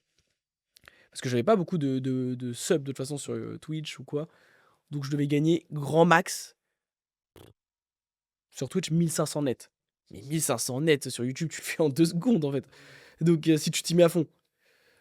Donc au final, j'ai pas tant perdu que ça. Alors ok, ça fait chier sur le mois, mais en vrai, sur Just Play World, ça fait déjà bien plus que ça. Et pourquoi tu fais le choix de continuer live? Alors, je m'y connais pas trop là-dedans, mais Ouais. de continuer de live sur Twitch alors que t'as une chaîne YouTube avec pas mal d'abonnés. Est-ce que c'est pas un choix de stream par exemple les Nintendo Direct sur YouTube. sur YouTube? Par exemple, je sais que Sifano, tu vois, qui est un peu, Ouais. qui fait beaucoup moins de stats, qui les stream sur YouTube et ça marche plutôt bien. Est-ce que c'est pas un truc qui pourrait être cool? Mais j'en ai parlé il y a genre une semaine. Et je pense, premier degré, qu'il faudrait que je prenne le temps, genre un après-midi, de configurer ça et de faire le multistream. En fait, on peut multistream maintenant sur Twitch, enfin sur tous les réseaux. C'est-à-dire qu'en gros, tu peux lancer un live et être à la fois sur TikTok, à la fois sur YouTube, à la fois sur Twitch, avec le même flux. Au final, ça fait genre juste plus de visibilité. Donc je pense le faire. Il faudrait juste que je configure tout ça. Après, je pense que si je fais des lives YouTube, je sais pas si je les fais sur la chaîne principale ou sur Just Play World. Moi, je pense que ça vaut le coup de tester chaîne principale, hein, parce que ça peut être très très. Je connais un YouTuber Minecraft qui s'appelle Dart, qui fait des streams Minecraft assez récurrents et il gagne pas mal d'abonnés grâce à ses lives, hein. Oui, tu gagnes beaucoup d'abonnés, mais je sais pas si. En fait, c'est des abonnés par rapport au live uniquement ou est-ce que tu les rediriges vers le format long? Là, je sais pas, faut lui poser la question, mais en gros, enfin, lui, il a pris pas mal, et en vrai, moi, je pense que t'en convertis forcément une partie. Vu qu'il fait des lives, par exemple, tu vois, lui, c'est sur un Let's Play Minecraft, en gros, grosso modo. C'est des jours, 100 jours, 200 jours, 300 jours, un truc comme ça. Et vu qu'il est sur le live, sur le même concept que sur ses vidéos, je pense que le pont est assez facile, tu vois. Je vois ce que tu veux dire. Ouais. Après, peut-être que si c'est sur un autre concept, c'est plus difficile, mais bon, en tout cas, j'ai l'impression que lui, ça marche pas mal. Et que lui, il passe avec ses paliers d'abonnés, tu vois, il les passe en live avec sa commune et tout, c'est cool, c'est rigolo. Ouais, pourquoi pas. En vrai, je me dis vraiment que c'est une bonne idée. Et je suis pas du tout fermé à ça. Je ne suis pas un adorateur de Twitch. J'ai jamais trop aimé la plateforme. J'étais plus sur Twitch par défaut. Quand Kik avait explosé, moi je me disais, bon, je m'en fous, ouais, pourquoi pas Kik? Parce qu'en fait, les gens ils aiment trop, avec tout le respect, hein, se branler sur ouah, l'éthique de Kik. Mais frère, Twitch c'est Amazon. Si on commence tu sais, à regarder les patrons de chacune des grosses boîtes, frère, en fait, c'est tous des monstres. Hein, donc, Il y a Amazon derrière Kik? non, il y a Amazon derrière Ah oui, Twitch. Twitch, je suis con, oui. Mais Kik derrière, c'est un casino. Après, je sais pas, tu vois, genre, on peut. Quoi. En fait, on peut pas. Tu sais, je vais pas faire une échelle de la souffrance. Mais après, tu vois, j'ai pas de chiffres, donc je sais pas. Mais je pense que dans le monde, il y a bien plus de personnes qui souffrent d'Amazon qui souffrent de steak. Après, bon, encore une fois, c'est deux raclures. Mais genre, t'as l'impression qu'il y a certains streamers, ils parlent de Twitch en mode non, mais on a une éthique, nous, quand même, et tout. Tu sais, t'es en mode, t'as l'impression que c'est le monde des bisounours. C'est pas du tout le monde des bisounours, Twitch. C'est de la merde, comme tous les autres trucs. Même si je trouve. Alors, ça, c'est peut-être un autre populaire opinion. Peut-être que je dis de la merde, donc je m'y connais pas assez. Paradoxalement, je trouve que Google, c'est peut-être, tu sais, dans le délire des milliardaires, un peu moins pire que genre les Amazon, les Kik, les Facebook. Je sais pas, je trouve qu'il y a pas de. Enfin, peut-être que je m'y connais pas assez, mais j'ai pas l'impression qu'il y a. Non, ils ont une image plus clean, quoi. Oui, ils ont une image beaucoup plus clean, je trouve que. Tu vois, ils payent mieux, ils ont l'air d'être plus. Ils sont Ouais, plus sympas avec pour moi, par exemple, tu vois, le problème de Twitch, c'est qu'ils sont tellement pas derrière leurs créateurs. À part le top 20, ou alors là, ils les sucent allègrement. Mais, à part le top 20, du coup, franchement, genre, moi, par exemple, j'ai stream pendant 4 ans sur Twitch, des milliers d'heures. Je ne sais même pas s'ils savent que j'existe, Twitch France. C'est une folie. Alors que YouTube, j'avais peut-être 10 000 abonnés, ils commentaient mes vidéos. T'as jamais reçu de cadeaux, Rien. Rien. Fuse, il y en a reçu, alors que Fuse, c'est pas le plus grand streamer. Non, mais moi, Peut-être que justement, ils voulaient l'attirer un peu sur Twitch. Oui, en voilà, mode, c'est ça, je Fuse, pense. à chaque fois qu'on était au bureau, genre, ils recevaient des cadeaux, des boîtes de Twitch avec des trucs, des goodies, des trucs, genre, ils recevaient plein de trucs. Hmm. Alors que, bah. Ouais, le problème de Twitch, c'est que c'est une petite boîte, en fait, Twitch France. Et que en gros, c'est vachement des potes de oh là là, je suis fan de lui, donc je vais essayer de. En fait, c'est vachement. Je sais pas comment expliquer. C'est pas une question de buzz, une question de. Ouais, c'est très copinage. C'est très copinage. De toute façon, c'est peut-être genre juste une boîte comme une autre. Mais. Voilà quoi. Alors que YouTube, j'ai l'impression que t'as peut-être parfois 15 000 abonnés, mais t'as une vidéo qui fait 500 000, ils vont commenter ta vidéo. Ouais. Et genre, ils donnent et je trouve que YouTube donne beaucoup plus de la force aux petits créateurs que Je Twitch. me demande même s'il n'y a pas un mec qui est juste payé à mettre des commentaires à tout le monde, parce que franchement, ils mettent des commentaires un peu à tout le monde. Je sais pas, je trouve que. Par exemple, moi, ils mettent des commentaires que quand mes vidéos elles sont archi bien. Genre, ils mettent pas. Mais elles font plus de vues par définition, non, du coup. Bah non, parce que c'est à la sortie de la vidéo. Donc peut-être que genre c'est le genre je sais pas. Peut-être qu'il y a un truc en mode, ils ont tous Ils ont un un peu le détecteur compte, et genre non, mais juste que les mecs regardent un peu les vidéos, tu vois, et le Ouais. mec de chez YouTube, et peut-être que quand il y a un qui kiffe, il peut faire remonter, Ouais, mettre un je petit pense que c'est commentaire. Mais par exemple, souvent, tu sais, YouTube, ils ont fait carrément des posts, genre sur Twitter et tout, pour dire allez regarder la dernière vidéo de Justplay, Ouais, c'est motivant. même sur Insta et tout. Donc je trouve que, enfin, je sais pas, juste le fait ils savent que t'existes et même genre ils te mettent en avant, je trouve ça vachement cool. Alors qu'ils en ont pas besoin. Parce qu'en vrai, ils pourraient faire comme Twitch, juste mettre en avant un Mixem, les machins comme ça, et c'est eux qui en soi leur apportent, je pense, le plus de sous en termes de monétisation, ou alors les clips musicaux. Et pourtant, ils continuent toujours à mettre en avant des petits créateurs, et ça, j'apprécie beaucoup. Du coup, ma question que j'avais pour toi, désolé pour la coupure, est-ce que t'es un mec des statistiques? Est-ce que tu bouffes des stats? Est-ce que tu regardes tes stats tout le temps? Est-ce que t'es accro à ça? Pas du tout, et je pense que c'est un défaut.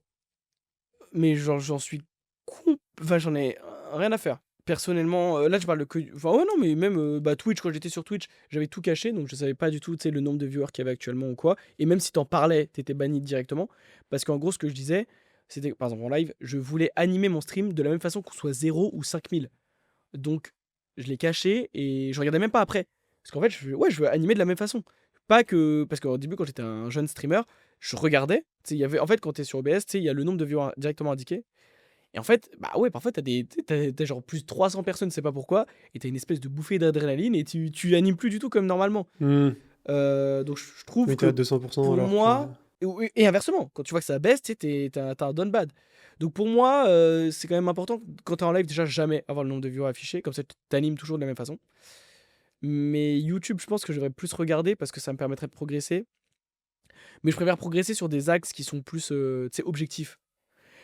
Et puis surtout que ça veut rien dire parce qu'encore une fois, dans ma niche, j'ai tellement de vidéos qui ont pété genre 10 mois après, 1 an après, que regardez les stats, généralement quand je regarde les stats, c'est genre quoi? C'est genre 1, 2, 3 semaines après l'upload.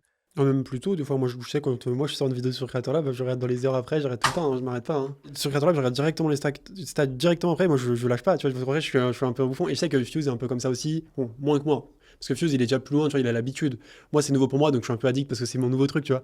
Mais genre, il y a des gens qui regardent dès le début, qui regardent jusqu'à la Bah, fin, et je comprends la dopamine, tu sais, que ça fait quand tu vois un 1 sur 10, par exemple, des trucs comme ça, tu sais, en plus, t'as les petits confettis. Mais en fait, pour moi, enfin, en tout cas, encore une fois, je le dis, dans ma niche, ça veut rien dire. Le nombre de vidéos qui ont pété au début, puis après, complètement moyen, et l'inverse, ça veut rien dire. Donc j'ai arrêté, parce qu'en fait, vraiment, je trouve que pour le coup, pour moi, ça ne sert à rien. Hmm. En fait, après, je dis pas que c'est imprévisible parce que je sais à l'avance quand une vidéo va marcher ou pas, mais du coup, je sais à l'avance quand une vidéo va marcher ou pas. C'est-à-dire que je sais quand une vidéo pète dès le début parce que c'est une vidéo Pokémon, mais sur le long terme, elle va flop ou être normale. Et je sais à l'avance quand une vidéo flop au début, mais parce que ça n'a pas trouvé le public recherché, mais qu'au final, ça va péter. Et en vrai, j'ai quasi toujours raison. Même si parfois je suis choqué. Genre, la vidéo Lego Marvel, elle fait genre 500 000 vues, j'ai pas compris pourquoi. Alors, je pensais vraiment qu'elle allait flop. Parce que Lego Star Wars avait flop. Que je trouvais plus populaire en plus. Donc parfois, je pense que c'est juste sorti au bon moment, c'est le bon sujet. En fait, il y a des trucs que parfois, tu sais, on peut pas tout gérer. On peut pas tout prévoir. Hmm. Donc parfois, juste cook. Et aussi, quand tu fais des séries de vidéos, il faut aussi se dire que, tu sais, parfois ça flop. Mais il suffit que cette série-là de vidéos, par exemple, il y a genre l'épisode 7 qui pète. Et tout le monde va rattraper tous les autres épisodes, donc ça va péter. Genre Elden Ring, ça fait genre peut-être ma 7ème, 8ème vidéo qui a pété. Et du coup, bah, ils ont tous rattrapé. Au final, ils ont toutes beaucoup de vues. Pareil pour les vidéos Lego. Au final, il y avait que Lego Marvel qui a pété. Et du coup, bah après, Lego Batman, ça a repris des vues. Lego Star Wars et tout. Au final, c'est normal. Donc c'est pour ça qu'il faut pas rester sur un flop. En gros, quand tu fais une série, bah au final, peut-être que tu sais, voilà, c'est sur ce jeu-là que ça va péter. Du coup, tout le monde va avoir la curiosité. Et dire, ah putain, j'ai bien aimé Lego Marvel. Bah, j'ai peut-être regardé Jurassic World. Même du coup, tu vas même toucher des personnes encore qui vont encore venir plus tard et qui vont regarder tes anciennes vidéos, qui vont aussi découvrir d'autres niches à toi. Enfin, il y a grave un effet de domino, toi, avec tes vidéos. Ouais, énorme. Énorme. Mais le nombre de gens, de toute façon, qui m'ont dit, j'ai découvert sa chaîne et puis je me suis tout tapé en un week-end, c'est abusé. Je vois un peu l'effet que ça fait. J'en sais un peu la même chose. Moi, tu vas tomber souvent sur des chaînes comme ça où tu bouffes toutes tes vidéos d'un coup, t'es en mode Ouais. un Bah peu moi, accro. Feldub, ça avait fait ça, hein, par exemple. C'était excellent. Excellent, exceptionnel. Actuellement, t'es entouré comment? Tu travailles avec quel genre de profil? T'as des monteurs, media makers. Comment ça se passe du côté de Justplay quand il est avec son équipe? Comment tu travailles? Quel est le process? Est-ce que un peu le logiciel peut-être aussi que tu utilises? Là, vraiment, on parle technique. C'est quoi ton process pour t'arriver à une idée de vidéo, même comment tu cherches l'idée de vidéo, jusqu'à la sortie de la vidéo? Bah, en termes d'équipe, on n'est pas beaucoup. En fait, il y a genre généralement, moi je fais genre un monteur par vidéo. Et en gros, j'ai deux monteurs. Donc en fait, tu sais, il y a deux projets en même temps. Comme ça, tu sais, on peut poster avec un rythme tenable. Et voilà. Sinon, j'ai une personne qui m'aide pour le script de temps en temps. Après que je relis intégralement à chaque fois. Mais en fait, on appelle ça, il écrit le squelette ou la colonne vertébrale du script. Et après, c'est moi qui rajoute de l'âme. Genre, par exemple, pour un 100 jours, il dit ce jour-là, t'as fait ça, ça, ça, ça, ça. Après, c'est moi qui lis les choses. Donc, en gros, il fait la colonne vertébrale. Moi, tu sais, je fais les muscles et tout ça, les articulations. Donc tu joues et par-dessus, il fait ton script. En gros, tu lui envoies le gameplay et il fait ton script. Ouais, C'est ça? c'est Ok. ça. Mais la colonne vertébrale. Donc, en gros, il dit voilà, ce jour-là, Hmm. t'as pris du gravier, ta. Et moi, après, je dis là, j'ai pris du gravier. Puis, tu vois, j'écris les phrases. Mais au moins, c'est une espèce d'énorme prise de notes. Parfois, même des phrases, hein, que après, je rechange. Parce que je suis obligé de rechanger. Ou même quand j'enregistre, j'improvise. Donc voilà, c'est comme ça, comment ça marche le texte, sauf pour les documentaires où là tout est millimétré. Euh, et sinon après, bah voilà, monteur. J'ai un graphiste que j'ai formé, Pour les miniatures. ouais, pour les miniatures, c'est un mec de mon chat, il était très chaud. Je lui ai dit, enfin, je lui ai tout donné. C'est les miniatures aussi style dessin ou ça c'est autre chose? Non, dessin c'est autre chose. Hmm. Mais d'ailleurs, dessin, je struggle de fou pour en trouver. Et du coup, bah là, bah lui, il est fort dans tout, il se spécialise en plein de choses. Et donc, c'est lui qui en fait gère genre miniature, upload, description, tout ça, tu sais, de la chaîne Just Play World. Hmm. Et donc, il fait des cuts quand je bégaye ou quoi. Donc, c'est un peu le gestionnaire de chaîne. Et je l'avais pris un mois. Et au final, il a dit, bah en vrai, c'est avec un salaire fixe. Il m'a dit, en vrai, je préfère retourner en freelance pour travailler à plus de clients, tout ça. Et potentiellement gagner plus, prendre plus de risques. Donc là, il n'y a pas longtemps, on a repassé en mode. Alors, il refait tout ce qu'il faisait avant. Oui, juste avec Mais des clients, juste, tout ça. Hmm. ouais, du coup, parfois, je lui envoie des passes D en mode regarde, il y a Jules Gagne, il a besoin d'une miniature, il y a lui qui a besoin d'une miniature. Juste, je lui avais mis quelques conditions, vu que c'est moi qui l'ai formé. je lui avais dit, bah, il y a certains types de miniatures, genre, tu vas pas les donner à la concurrence. Hmm. Genre, déjà parce que c'est ma patte, et en plus, bah, genre, en fait, nous, quand on fait une miniature, genre, c'est la V35. Genre, Ah, tu fais aussi genre, beaucoup de versions sur les. abusé. Pas Just Play World que sur Just Play. Ah non, je Play World aussi. Just Play World aussi. Ah oui, abusé. Mais t'es rentable sur le temps que tu passes dessus à le nombre de vues que tu fais sur Just Play World. Mais en fait, parce que en fait, j'ai les idées rapidement, donc je lui dis juste, genre, tu sais, il y a 5-6 idées, ou alors change ça, change ça. Mais ouais, donc je lui dis, bah là, tu vas pas, tu sais, genre les gens vont voir dans la description qui t'es, ils vont te contacter, ils vont dire, refais exactement la même miniature que Josplay. C'est quoi ça? On est dans la même niche, on va commencer à alimenter la concurrence. Donc non, je lui ai dit, en vrai, retourne en freelance si tu veux, tu sais, on annule le contrat, mais on va pas commencer à voilà, alimenter la concurrence, donc tu peux leur faire, mais dans leur style. Ils sont obligés de développer leur patte. Parce que ça, c'est quand même très important pour moi. Ok. On va parler un peu argent, sans parler de chiffres. Ouais. Juste, à quelle proportion, c'est quoi tes sources de revenus en proportion? Genre en mode AdSense, OP, peut-être t'as d'autres trucs à côté qu'on ne sait pas. De quoi tu vis aujourd'hui grâce à YouTube? On avait bien terminé la question d'avant. Genre en mode on a vu tous les pôles, il y a Ninamaker, le script et le monteur. Ouais, Ouais. après Ouais. j'upload et tout. Ouais, ok. C'est quoi tes sources de revenus? On va commencer par ça. Et ensuite, quelle proportion elles prennent dans ta chaîne et peut-être quelle utilisation tu en fais? Par exemple, est-ce que ton AdSense, par exemple, elle finance tes vidéos et tes OP, elles te financent toi? Comment tu gères ta trésorerie actuellement en tant que youtubeur? Bah, en termes de revenus, du coup, bah, par exemple, Just Play World, je donnais l'intégralité, voire plus, tu sais, à la personne qui gérait la chaîne. Que c'était son salaire, quoi. Mais maintenant, il est repassé en freelance, donc on fera vidéo par vidéo. Sinon, bah, la chaîne principale commence. Bah, en gros, AdSense, quasiment tous les revenus AdSense partent dans la production. Donc, AdSense, c'est les pubs. Donc, quasiment tout. Par mois, donc que ce soit dans le monteur, script et tout. Mais après, moi, je me paye presque pas en fait, donc je sais pas trop où va l'argent. Je crois juste, pour l'instant, je stocke et puis dès que je veux faire un gros projet, je le fais. Mais T'es sous quelle forme de société? T'es en... je suis en SASU, il me semble. Non, SARL. SARL, je crois. Donc tu te payes qu'en fin d'année avec des dividendes Ouais, peut-être? c'est ça. C'est ça, ouais. Mais là, actuellement, vu que j'ai acheté une maison. Sur Paris? Non. Enfin, dans la région parisienne, ouais. Ok. Et bah. Pour toi, du coup, tout seul? Comment? Pour toi tout seul, du coup, tranquille? Ouais. Trop cool. C'est incroyable. Et bah du coup, je vais commencer tu sais, à me verser un salaire parce que du coup, c'est... Enfin, c'est compliqué, mais en gros, je vais me verser un salaire. Mais mon entreprise va louer... En fait, genre, tu sais, il y a une maison, donc sur un étage. Et en gros, tout en dessous, exactement la même surface, c'est un sous-sol. Du coup, tout le sous-sol va être dédié à la création de contenu. Donc en gros, je vais me verser un salaire pour payer bah, tu sais, le prêt, quoi. Et en dessous, la boîte va payer du coup la surface en mètre carré pour la création de contenu. Et donc voilà, donc à partir de, je crois, l'année prochaine, je vais commencer à verser un salaire en perso. Mais sinon, de toute façon, quasiment toutes mes dépenses, c'était du pro, hein. T'es chaud de parler un peu de ton investissement immobilier ou pas? Genre en mode de pas rentrer dans le détail, mais par exemple, pourquoi t'as pas fait le choix d'acheter un truc à louer en premier? Ouais. T'as choisi directement de faire ta résidence et aussi à quel montant peut-être de pourcentage t'as fait un apport? Genre quel pourcentage t'as fait un apport et Bah, c'est quoi ta réflexion autour de ton bien immobilier en fait? en fait, bah déjà, je voulais une maison. Je voulais une maison parce que j'étais dans un appart et je trouvais que j'étais vachement bloqué, tu sais, dans la création de contenu.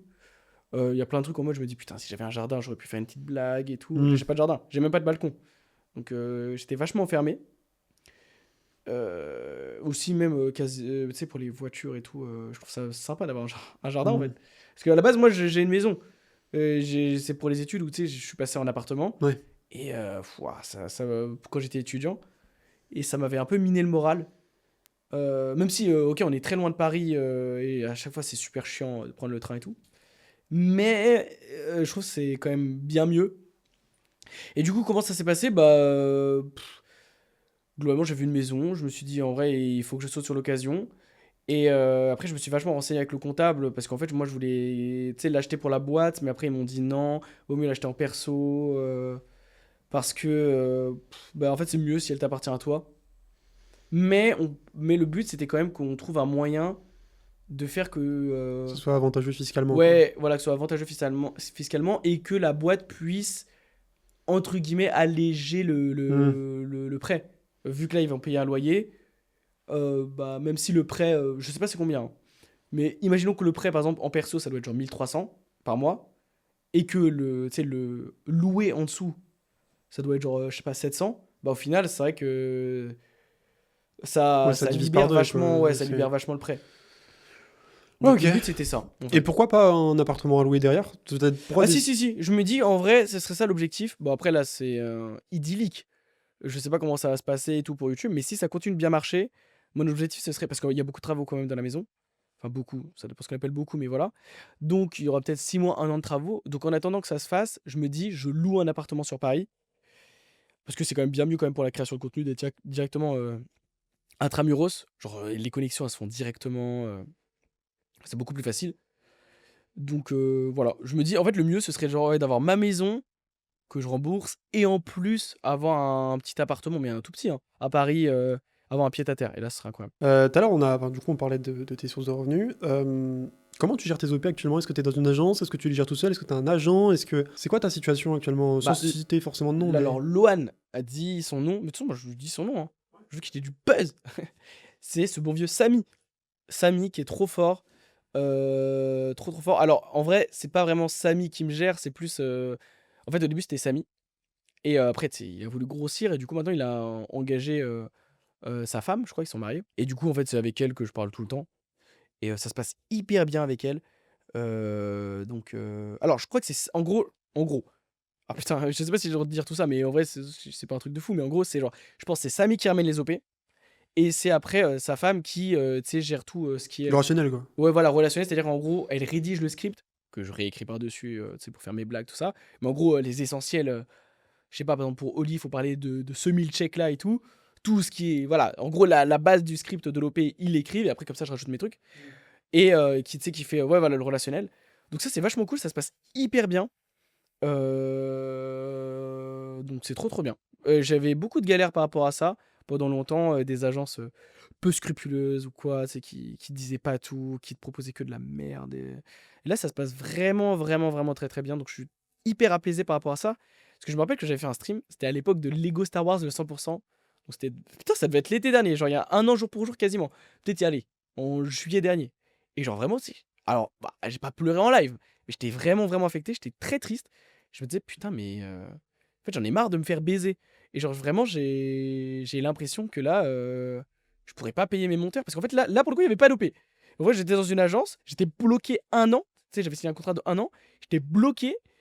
Il ne m'apportait rien depuis genre novembre. On était en août. Et là, je me dis, putain, mais je vais mourir en fait. Parce que tout mon modèle économique, tu sais, c'était basé sur les OP. Un minimum. Parce qu'en plus, à l'époque, je faisais moins de vues qu'avant. Vu que je commençais la transition hors Pokémon Nintendo, donc la transition, j'ai fait beaucoup moins de vues, ce qui est normal. Puis maintenant, ça va beaucoup mieux, mais voilà. Et en fait, il y avait Samy dans le chat, qui était l'agent de Julgan. Et il m'a dit, bah mec, viens. Et en fait, il m'a aidé de fou. C'est-à-dire que j'étais vraiment chez des loups. Et genre, c'est lui qui m'a aidé à écrire les messages, parler de genre des trucs, des textes de loi, comment résilier les contrats et tout. Et on s'est battu. Et franchement, Samy, je lui dois beaucoup. Samy et même sa femme, hein, du coup, qui travaillent ensemble. C'est vraiment, ils m'ont vraiment énormément, énormément aidé. Parce que mes 2 premières années de YouTube, c'était très compliqué. Mais d'ailleurs, si je peux parler pour des petits YouTubeurs, faites très, très, très attention avant de signer dans une agence et parlez surtout avec les YouTubeurs qui sont dans l'agence. Parce qu'en fait, moi, j'étais dans une agence qui est pas forcément mauvaise. Mais en gros, ils avaient des très gros YouTubeurs. Tu vois, genre à plusieurs millions d'abonnés. Mais le truc, c'est que moi, j'étais moins gros. Du coup, je mangeais que les miettes d'OP. En gros, s'il y avait lui à 2 millions qui prenait toutes les OP, et bah pendant des mois, j'avais rien. Et moi, j'avais du coup, quand j'avais des OP, j'avais que la merde qui restait. Donc au final, j'avais pas d'OP. Et ça, c'était compliqué. Alors que par exemple, Samy, c'est une bien plus petite entreprise. Et au final, bah, déjà, vu que c'est une plus petite entreprise, ils prennent moins de pourcentage. Parce qu'ils peuvent se permettre, vu qu'ils sont moins. Donc, je sais pas, tu sais, généralement, les agences, c'est genre 20, 10%, enfin 20, 30% de l'OP. Enfin, moi, c'était ça à l'époque. Samy, ça doit être 10. Mais il y a beaucoup moins de gens à payer, donc forcément, bah, c'est beaucoup plus faire. Et ça, en plus, lui, il m'avait dit, ça l'incitait à faire plus de volume. Donc ça, c'est trop cool. Ah, il est trop cool de toute façon. Et donc du coup, j'ai plus par OP, parce que bah, il prend moins pour lui. Et en plus, il y a un côté beaucoup plus humain, parce que je lui envoie un message, en 10 secondes, il me répond. Avant, c'était tellement gros que c'était en mode tu parles à lui, qui va ramener lui, puis après c'est le boss. Enfin, c'était trop compliqué. C'était même plus humain. Donc, et en plus, je les avais jamais vus parce que tu sais, ils étaient toujours situés genre à Dubaï, des trucs comme ça, alors que Samy, par exemple, il habite juste à Paris et je peux le voir en 10 secondes si j'ai besoin. Puis en plus, il est plus âgé, donc je sais que si j'ai des questions comme ça, il est très intelligent aussi. Donc si j'ai des questions, bah, de toute façon, Julien va aussi en parler, je pense, mais tu sais, c'est un peu un espèce de grand frère pour nous. Genre, en gros, on a un problème, on l'envoie à Samy et c'est quasi sûr qu'il va nous aider. Non, Dans c'est trop tous cool. les sujets. C'est cool, c'est un peu un mentor. Ouais, mais c'est ce que je disais, ouais, j'avais utilisé ce terme. C'est vraiment notre mentor. Ok. Beaucoup de youtubeurs font le choix d'être assez lisses quand même sur YouTube, de pas trop rester lisse. Toi, t'es quand même assez affirmé, on va dire que t'as tes idées, tu Ouais, c'est dis vrai. tes idées. À quel point tu penses que c'est bénéfique et ça te dessert? Ok, bah ça c'est super intéressant parce que justement j'ai posé la question parce que même moi je ne sais pas. Moi je ne comprends pas pourquoi est-ce que les gens sont lisses parce que pour moi tu as beaucoup plus à gagner d'être toi-même et à la limite tu te mets des gens à dos. Mais je veux dire, si t'es toi-même, les gens qui ils te suivent encore plus fort parce qu'ils ont les mêmes idées que toi ou alors tu sais, ils se voient dans quelque chose ou alors même peut-être ils ont pas d'atomes crochus avec toi, mais ils essaient de voir un espèce d'idéal. Donc ils aimeraient tendre vers vers les valeurs que tu représentes. Donc bon là on va parler financier, mais si tu veux vendre un produit, vaut mieux que tu sois pas lisse et que tu aies peut-être beaucoup moins de monde, mais au moins le peu de personnes qu'il y a, ils vont se battre et ils vont tous acheter ton produit, plutôt que d'être lisse et tu vas brasser 10 millions de personnes. Mais mais quand tu vas sortir un produit, bah au final qu'est-ce qui te rattache? Alors on va pas dire Squeezie parce que tu vois Squeezie c'est autre chose. Mais en fait, je sais pas, j'aurais pas le nom d'un youtubeur qui a énormément d'abonnés, qui est lisse, mais que s'il sort un produit, tout le monde s'en branle. Non, mais je vois ce que tu veux dire, en mode les gens ne sont pas émotionnellement attachés au mec parce que, bah, en fait, c'est monsieur tout le monde et que, en gros, ils ont aucune connectivité avec le mec. Et oui, je comprends. C'est comme un peu les youtubeurs gaming qui vont brasser des millions de vues, mais qui, en fait, sont là pour les enfants et les enfants savent même pas c'est quoi leur pseudo, ils regardent les vidéos. En boucle, non, mais je suis complètement d'accord. Donc c'est pour ça que je trouve, à titre personnel, qu'il n'y a aucun intérêt, que ce soit financier ou même social, de se lisser. Parce que là, vu que, comme tu l'as dit, moi je suis pas nécessairement lisse, voilà, j'ai des idées que je le dis en live, hein, même par exemple pendant les législatives, je le disais, je disais souvent mes idées, que ce soit politique ou même sociale ou même tout ça. Et bah, au final, quand je rencontre des gens même dans la rue, c'est bien plus intéressant. Parce que j'ai des vrais échanges, il y a des gens. Même, de toute façon, en fait, ce que je disais souvent sur Just Play World, c'est que de toute façon, tant qu'on est dans le respect, moi je suis chaud de débattre. Par exemple, ma vidéo avec Papsan, c'est mon pote, mais on n'est pas nécessairement d'accord sur le sujet de la méritocratie.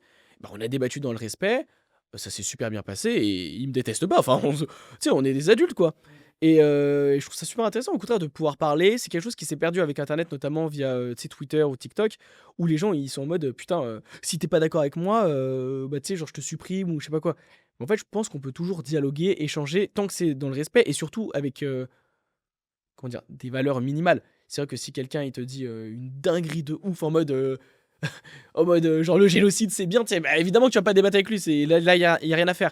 Mais si c'est un sujet normal, moi, je pense que c'est très bien de débattre avec Tu des peux gens avoir des opinions, et puis c'est ce qui fait avancer sur la réflexion Je et suis tout ça. grave d'accord.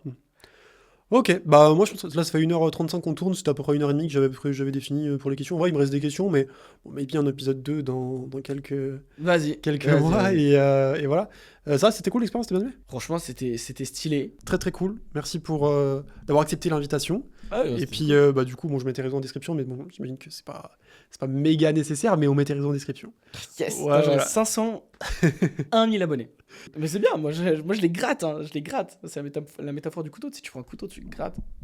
Pour moi, c'est ça les abonnés, c'est pas.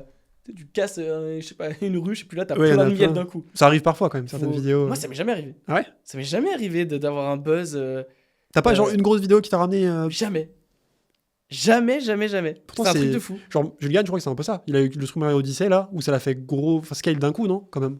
Bah après, peut-être que, tu sais, je vais dire un truc un peu en mode. Sans faire le mec, mais je crois que dès ma première vidéo, j'ai fait genre 50 000 vues en une semaine.